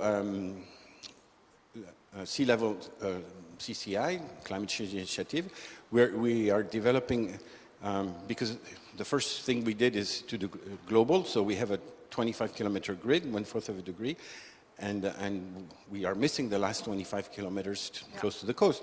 And so the next phase is that I push this activity, that we go along track the satellite up to the coast and see how close we can get with valid data, of course, to the coast.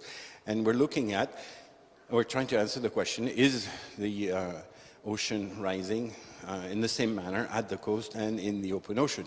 And the answer is not obvious. Maybe 80% of the cases it might be, but in some 20% of the case we have a strong departure between what we get in the open ocean and the coast. And we checked everything, and it has nothing to do with the instrument or the measurement principle. It has to do with some small-scale processes, trap waves, or even we're looking at if the wave setup has a trend over 25 years and see if that contributes to the difference between the sea level at the coast, which is the most important for people living on planet Earth, than just the sea level rise in the middle of the ocean. And so, and like Baltic seal, for instance, is really extremely coastal because not only there's a coast very nearby, but many islands and so on. And this Baltic seal developed the technology to retrieve altimeter data very close to the coast. And but with sea level CCI, we are not looking at the last generation of delay Doppler altimeters, which allows you to get very high density, like 300 meters instead of 15 kilometers, because we launched Cryosat only 10 years ago, 12 years ago, and Sentinel-3 only 6 years ago, and Sentinel-3B only 4 years ago. So we are waiting to get a longer time series, but we're preparing for this long time series, and we're preparing for the Sentinel-3 next generation, which is going to continue the sea level measurements. And so to do climate, we have to wait until we get a long time series, but to do monitoring, we do that with this technology every day. Thank you. If I may quickly, I was intrigued by the human health applications, and I saw marine heat waves there first. So when you provide that, are you aware of any studies, though, how people have used that to make a connection with human health? Because I have published a couple of papers on marine heat waves, but we don't have, a smoking gun on the connection that they really, because the people are over land and there are heat waves over land. So I just wonder if it has come to your attention that somebody used that and with, I don't know, medical people made the connection. It would be so powerful, it would be very useful for CoastPredict, because we can do that with SST. Yesterday, I think the medical doctor already said something about heat waves. Yeah, but this is conceptual. I wonder if, there is, Well, it's a next step. Once we understand, once we measure heat, for instance, like the Mediterranean is 2 or 3 degrees higher than it was 1 year ago, and what is the impact? We had several in the past, several contracts like Epidemio, where we looked at the aerosols that was bringing viruses to That's land. what I mean. That would be. And with the altimeter, we have a low resolution system, but if you have many puddles, you end up having a lot of echo. So you don't know where the puddles are, but you know how dense they are. And the more puddles they are, the more reproduction of mosquitoes. And then we have made a link between the malaria cases and the puddles and so on. So that was a contract called Epidemio, and there is so it's finished, but still, I mean, we're providing the physical data, and then maybe the European Commission is funding projects which links epidemiological data to temperature and see what kind of correlations or causality effect there are. We don't have doctors at ESA. We don't have many biologists, and I think we should, because there are many reasons why we should take care of the biology, biogeochemistry, but also human biology or human health. I think is an important point. And even we can go even further and go to quantum field theory and see that maybe there's an interaction with our electromagnetic wave, which we bless because we use them from satellites, and the human health as well. Well, that's another story. Thank you, Jerome. Thank you, Jerome. I think it's important that you pick up this. Here, really, I advise you, everything we do must be published. Our member state says this website is the website where they find what we're doing. And so if you want to know more about these 35 contracts on the ocean, and we have 4 clusters, carbon, land, cryosphere, and so on, you get everything there. And please talk to Marilyn Rio, talk to me, if you need more information or if you want to get involved. Thank you. Thank you again, Jerome. Ladies, welcome. It comes last but not least. I'd like to ask my last presentation, to have it on. Actually, I would like to start the conclusions with my co-chairs. Even before this, prima di questo, se è possibile andare sul sito web del video, sì, grazie. So I just wanted to see again where we come from. Propose another where we come from.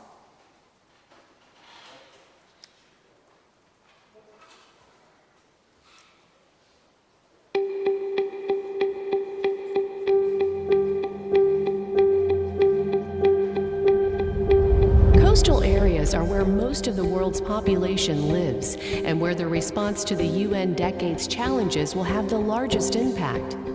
Coastal communities face urgent challenges that are amplified by climate change.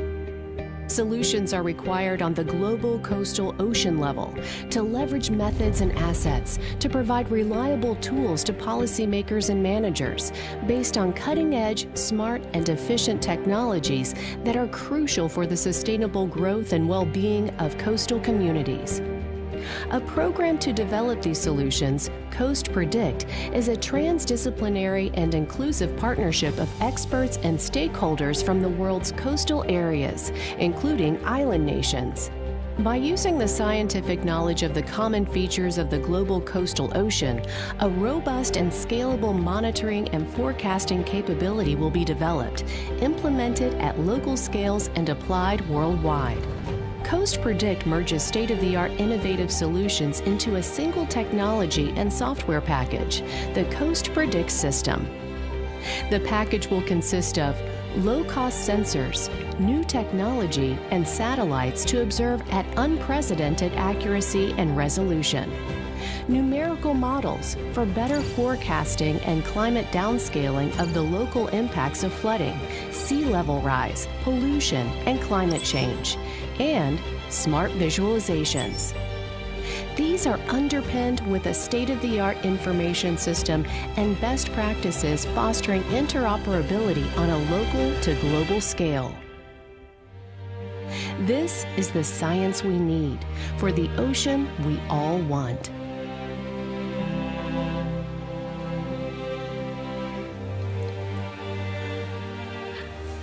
Just wanted to conclude with this movie that we made over a year ago.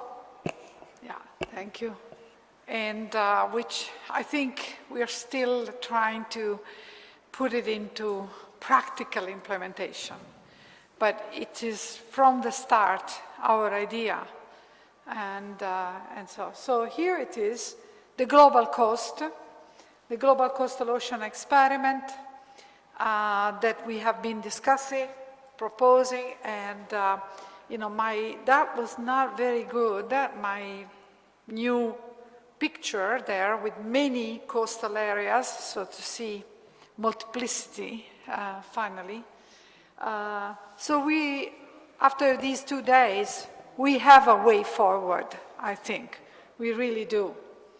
And so, next please. Yes, I just wanted to remind the steering structure committee structure, steering committee is wrong, steering structure. So we have been as board, Nadia, Willy, Joaquin, and meeting every 2 weeks for the past 3 years to see how things are evolving and capturing the different points and so. And actually, I should have asked Emma. And Emma, yes, because of the goose tight relationship. And then I thought it was actually on the web page, but it is not, and I apologize. But I thought it was clear that we had an executive committee that meets every month, once a month. And we had in this exec, it's called the exec, we have FA 1, 2, 3, 4, 5, 6 co-leads, so 18 of us, and plus 3 ECOP co-leads. This is, and the board, the chairs also, we are. So it's about 21 people, actually 24, 25, 26. 26 people because we talk about goose and the others. And this has been going on for about 2 years continuously. We would not have taken these steps with the UN Decade programs and projects submitted in the right time and this and that without this. And I thank again the people that have been putting their time, so much time. Okay, just a reminder. Okay, let's go then to the way forward. We would like to propose that the General Assembly of CoastPredict finally has endorsed Global Coast, which is the practical implementation of CoastPredict program in few words. Then we will draft the aim and the goal. We hope as board to propose a second draft of the Global Coast implementation plan. You received this one now, and we'll have that. And we will try to accomplish this by March 2023, maybe, middle of March, I would hope so. And we take responsibility as board to revise it, add an executive summary, add the selection criteria that we will extract from the breakout groups discussion. Yeah.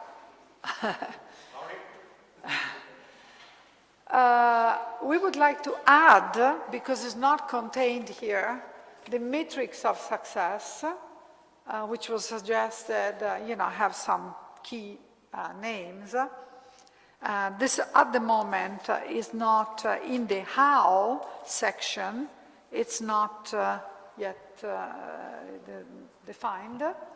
And then provide a new sketch of information access infrastructure, which, the first one was actually totally come even from the first day.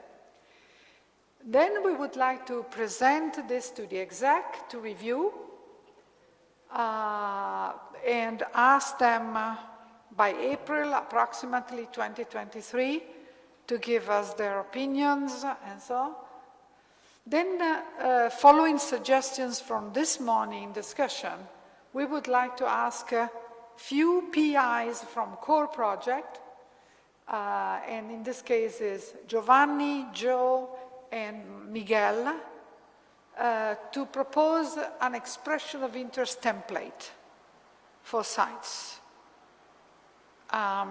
So this will be something that will contain the essence of the selection criteria and so on. But it will be a template, because this template will go on the web and people will fill in on the web. Then, following the extensive discussion, I think, that we had, which, you know, we can find only a partial solution of, these three PIs, we are asking them to propose an expression of interest that should be reviewed by the exec. And then the exec populates the templates in consultation with the steering committee and others as needed. So let's try to be, as we said, as much as possible inclusive. Have in mind that if we have to cut, is worse than not starting even talking about. Okay, but you know, we can do. And by June 2023, and you know, it's important this date, by the summer, have templates completed, populated with ideas, with the sites. Now, I will like Joe's idea that it will be commented by the projects, and so you find a way to do it as an exec, and we would suggest it is a good way to discuss it with the projects, the core projects, and affiliated project partners. But also with GRAs, I think, as needed. You can also ask Emma and Goose to carry on this part. The board should then evaluate, give a first evaluation of the expression of interest by the July. Hopefully, it won't be critical. If there is critical issues, we will consult with the exec. And if there are even more critical issues, we can call an extraordinary virtual meeting of the General Assembly. This is important, so I am going to organize it. It will not be in presence, but virtual, I can do that. At the same time, we are going to establish an ad hoc group, which now we don't want to talk about more because we are thinking and so, but we like suggestions, you know, for funding. And in parallel to these activities, because you know, the exec is gonna be quite busy, and especially the core projects, PIs, and they have their workshops. They also have to write a template. Meantime, that we do that, we as board, we try to take advantage from what Goose has already done, which is this kind of funding group that is being established also at UNESCO IOC. So, and we don't know exactly what it is populated by at the moment. We don't feel we should say anything, but certainly we will consult with the exec, so when it will be in some form. Would you like to serve? Yeah, no, a clarification actually, Nadia, because you said that the template will go on the web for people to populate. In my mind, that should be an internal activity, and it is only on the web to obviously make it so much easier, but it's not an open call to the world to start populating this template. Okay, just to make sure. Please, John. I'm not super clear, actually, what you mean by an expression of interest template. Can you elaborate? Document that contains the selection criteria listed and a ticking box or a comment box where, you know, there is also the name of the test site, the name of the group and the people that want to take responsibility for that.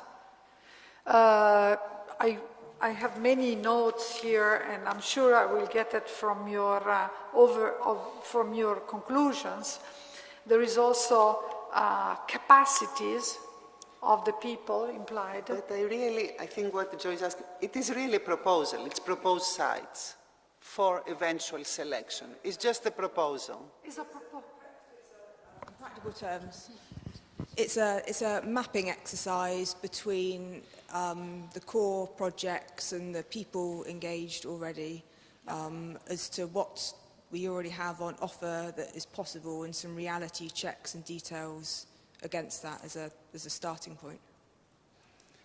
You're proposing, okay, so I think we're making the expression of interest perhaps make it more complicated. We just want to say that it is really a proposal for site, and the sites should be areas that fulfill the criteria, so you will already have the criteria there.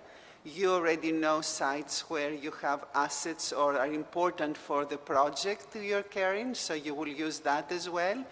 Perhaps there is a funded site, so that could be a plus. So you will put that all together to come up with a site, and these are large sites that could potentially be one of the 10 sites. So you're pretty much proposing a site or more, obviously, or more. And then the different, the core projects will have a very big weight on this, but the rest of the exec definitely organize a meeting and discuss, and maybe consolidate or add, and then come up. So then on the web, there'll be these possible sites. Fantastic if it is only 10, and then the board job is really to just review, make sure there is no gaps, perhaps come back and say, well, gee, we don't have anything, I don't know, in the Arctic or whatever, so that kind of process. So it's really the proposal. What would you do if you were asked to propose a site that fulfills the criteria? I think now it's a bit more clear, because I think we were focusing too much on the tool to gather the expression of interest from the partnership. So I understand that through, let's say, an open consultation of the core projects partners, basically, and wider community. But internal consultation. Internal, wide, but internal. Then we will come with a proposal of sites that, of course, we have to review, complement, revise as an exec and board. It's clear. Sorry, what is, because I'd like to understand, because I'm not talking about the tool. I said by voice the web, but delete the web for a second, because the web is an expression of interest template for sites is not clear enough? No, no, because it please depends advise. Yeah, I think what Joe was saying is that basically we have the deliverable that we have to deliver to the exec is not a template to be filled, or maybe is an initial template. No, it is. Then it's confusing, but because okay, then it's confusing sorry, because let me redo. Okay, so what we need is. All right, this is CS50, and this is week 4. And if you think back a few weeks ago already, in week 0, we started talking about like what images are. That's an interesting.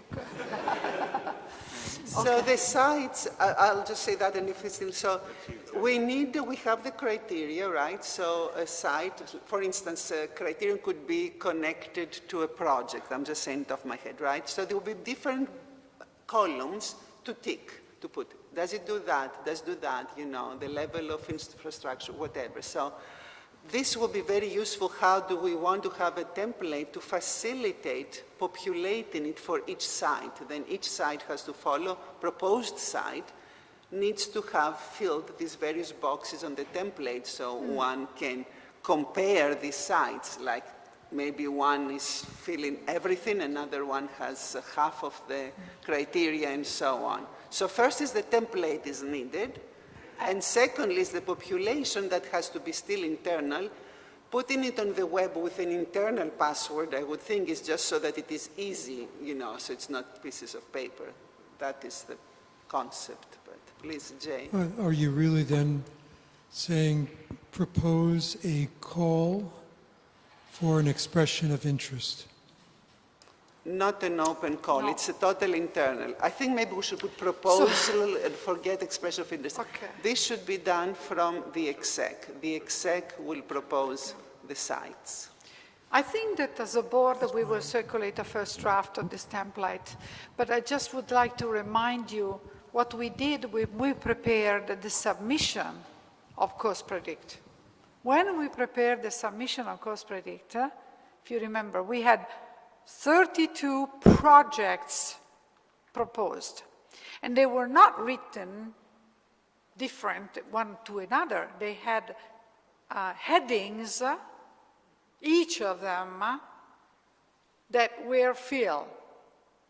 Okay, so we had 32 of them, and they are part in our repository, are part of the documentation that went into the UN decade proposal in 2021, January 10 to 21, January 10 to 21.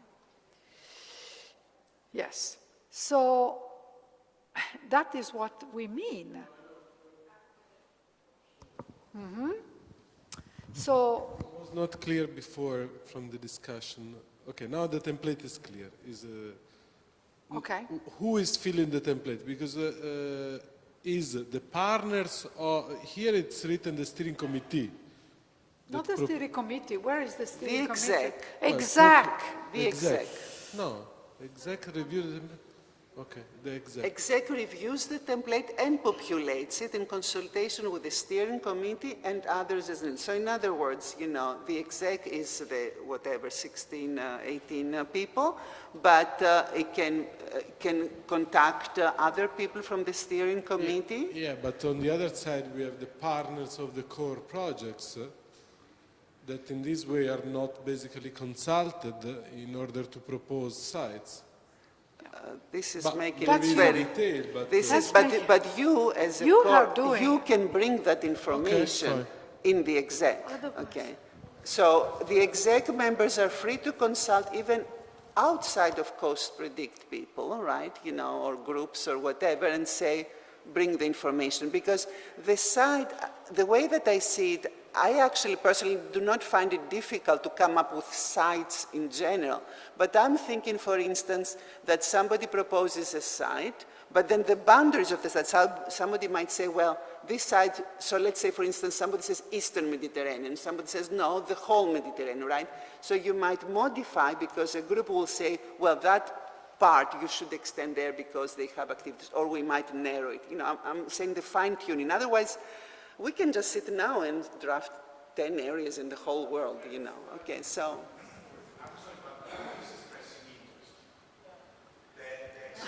The exec.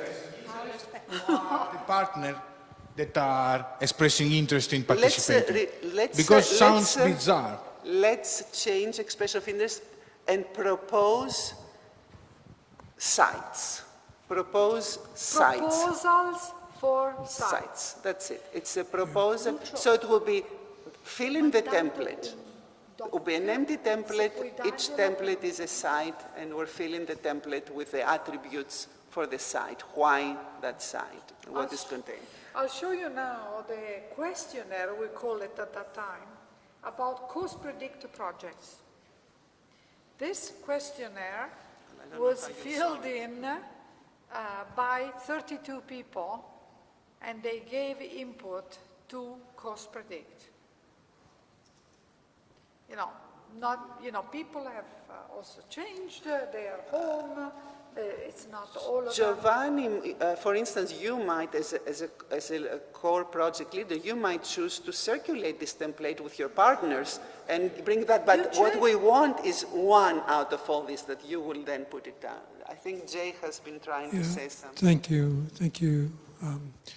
Philly. I wanted to suggest you go through the board evaluates the expressions of interest or proposals, whatever you want to call it, by July. I would suggest that you have the exec engaged in that evaluation. It may be you want to do a preliminary one, but get their blessing before anything goes forward.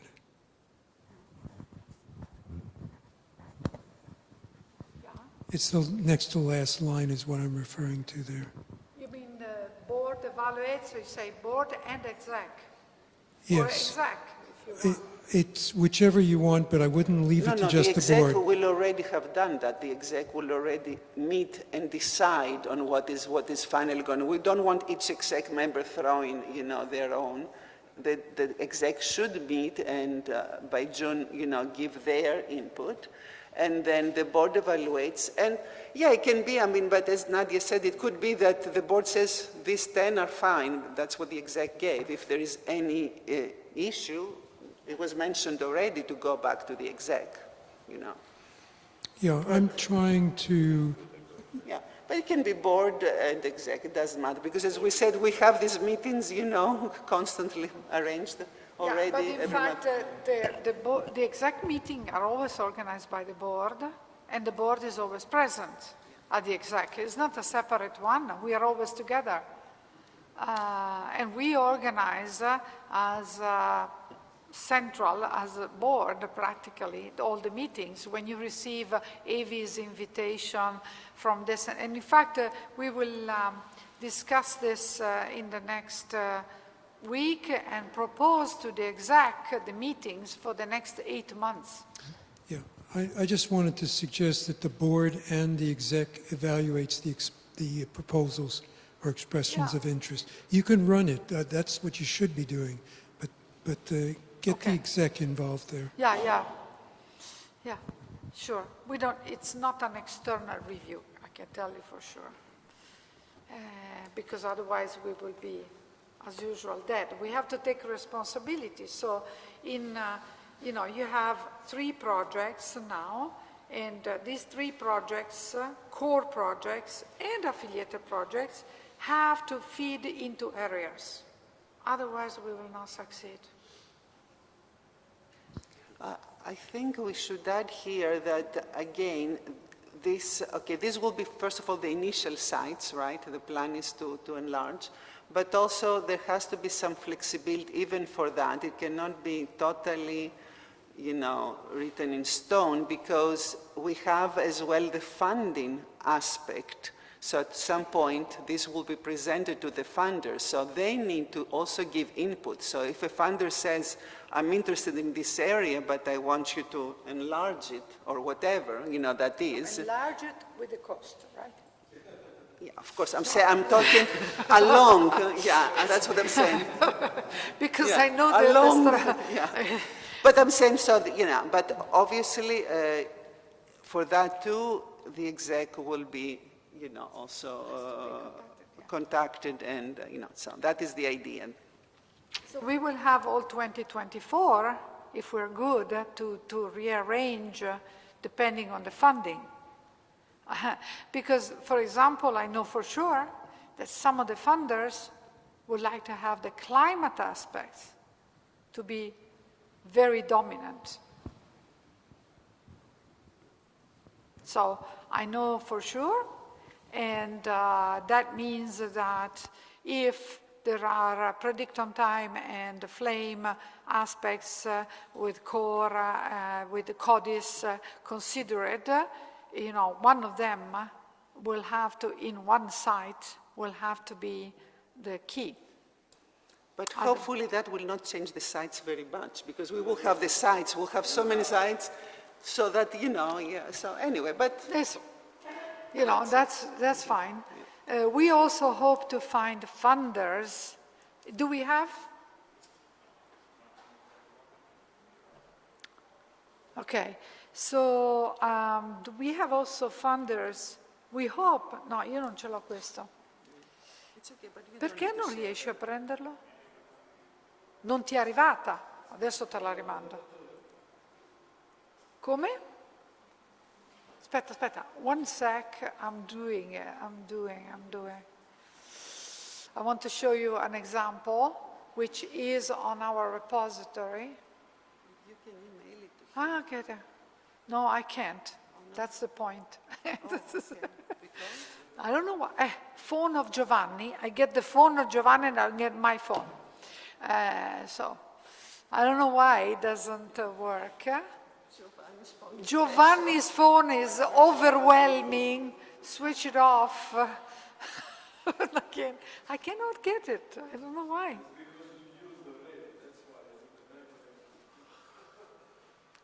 Okay.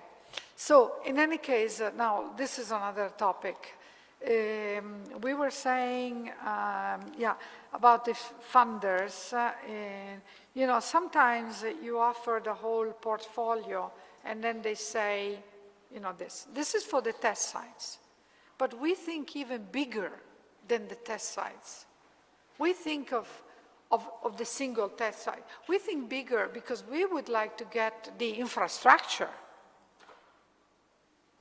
And we would like to get the software, no matter where it is applied, to be funded. So we have to we started already, subdivide our global cost into packages that can be financed. Not only the sites, but also some of the cross-cutting technologies. Okay, so let's try. I mean, we are, you know, like you, and we will ask help from, sorry, nothing. I cannot make it, I don't know why. Oh, I found it. So we will try. And you did an excellent work. Why shouldn't we try with the projects to see it, if showing the globality, the global aspect by all your project applied in one area or both in two areas and so on, way we can get, I think it will attract. Otherwise, we go for funding in the single sites. And that's different, also is another possibility.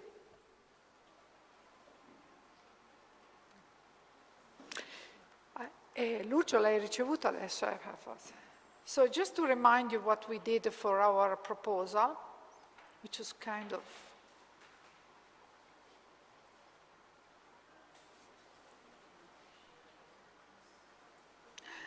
I hope I've given you the right one. I should have given you, let's see.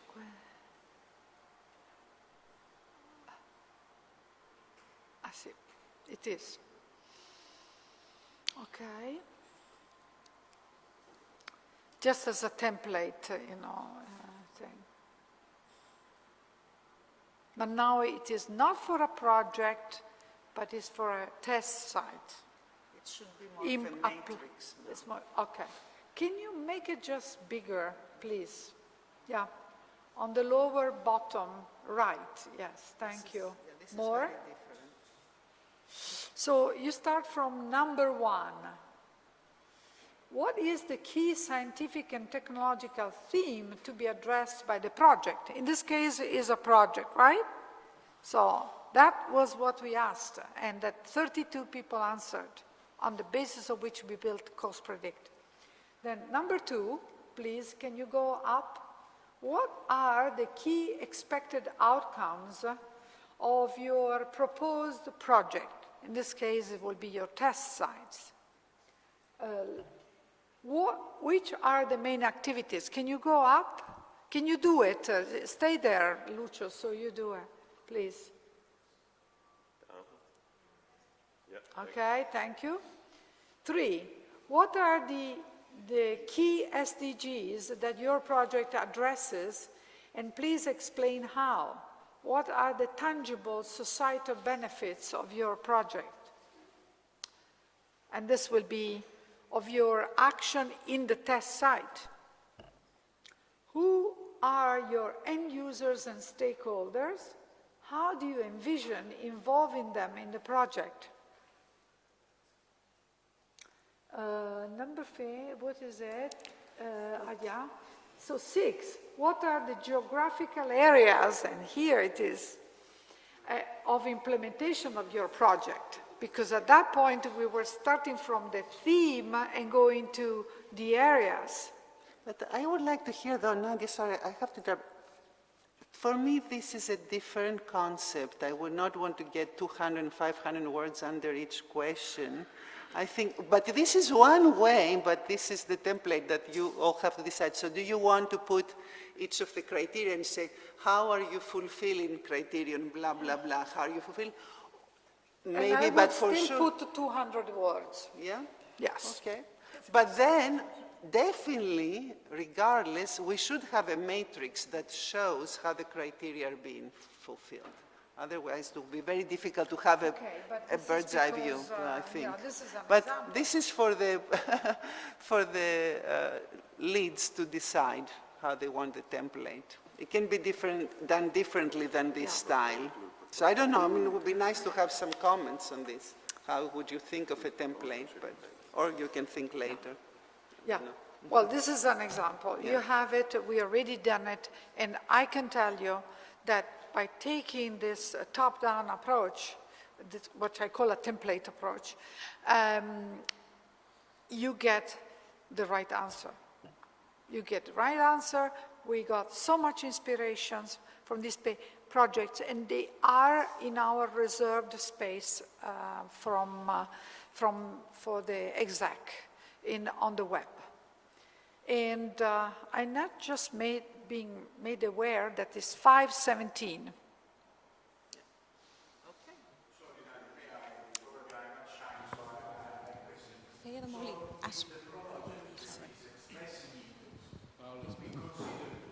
To be considered by CoastPredict and get support for the funding. Site, not project.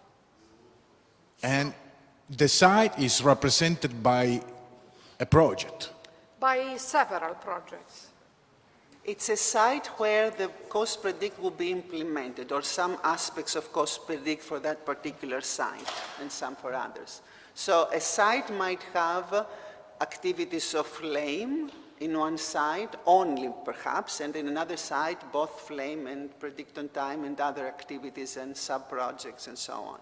So it is really to decide what sites represent the diversity that we want to cover on the global coastal ocean. So Giovanni, Joe, and the others, they do select a site.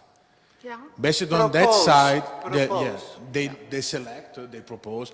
Based on that site, they may be shaving a different project, and they express an interest to be considered by CoastPredict as CoastPredict as one of the sites that is going to represent it and get support for funding. This is what they are applying for. Well, we are planning to try to get support. Yes. Yeah, your support to gather, to attract. And it is how good you do the site selection that will determine the support.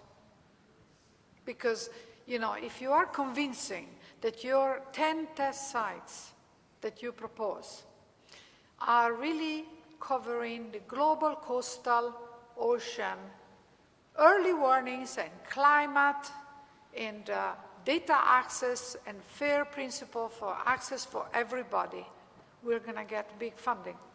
So, and at the end of this process, you are going to receive, I don't know, 10, you hope, application or expression of interest.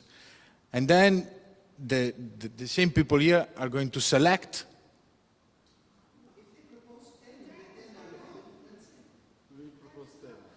But no, what I'm not getting is the same people that is feeling the expression of interest is then going to select. Nobody. Who is going to select? Nobody. Because the point is that we have already the projects. We have already the project. We have to decide the common test sites for the projects. They have been already selected, the project, by external, UNDK. The projects have been already. I hope I am the only one not getting it.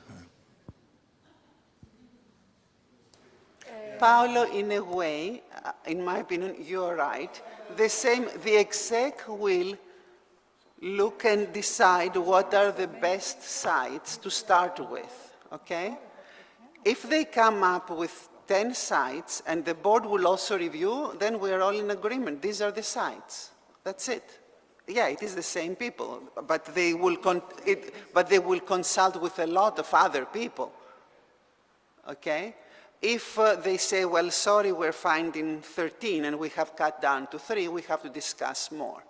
Okay, so that's, you know what that's happened? it. That one of the selected projects with the UN endorsement was actually had to be revised because an external panel, which we don't know what it was, said that there was revisions to be done. And then they went through a revision and then they were accepted as UN endorsed. Well, we start from that. We start from these projects. We did not know when we did CoastPredict what was the procedure. Actually, we knew only we could propose programs and projects. We knew we were a program because we were big. And in fact, we asked for projects to submit the program, the CoastPredict program. Now, the projects helped with the ideas that went into CoastPredict. Yes, exactly. The project that so the CoastPredict was a distillation of what the projects were saying. And if you read them, they are in the web, as I said, and if somebody else needs them, I can give. They're very, very nice projects. They're not program, okay, projects. Then what happened is we said, so how do we go in CoastPredict? We said, we have focus areas with core projects. At that point, we had only the program approved. Then the DCU said we need to have projects endorsed. We could have projects endorsed. Each one, by the decade, not by us. So each one had to also be approved. Each one. Yeah. Not by us. We cannot approve for the UNESCO IOC. They have their system. But this is our implementation, so we can select what... Implementation, we can do. It's implementation now. The ideas are already written in the project, in the core project that have been endorsed. Okay, I think we either have to close or move. Is there some burning comment or question or suggestion that, if not, I think we are going to the closing. Can you take out the document yes, from here, please? Thank you. No, proprio togliamolo. Grazie. Yeah, thanks. Yeah, we conclude with a nice picture. So, can you make it full screen? The first slide, thank you. Okay, so we are here. And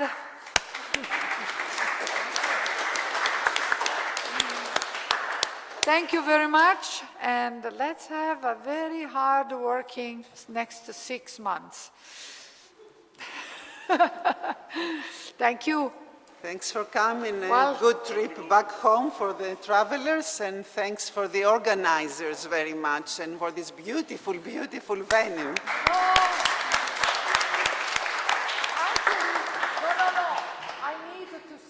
Very unpolite on my side. So I have, please, Lucio, Evi, and Michela, and Marianna. So you know, 4 of you here, please.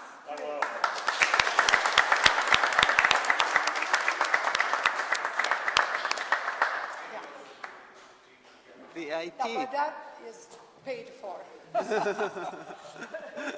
Okay. So these are the people that made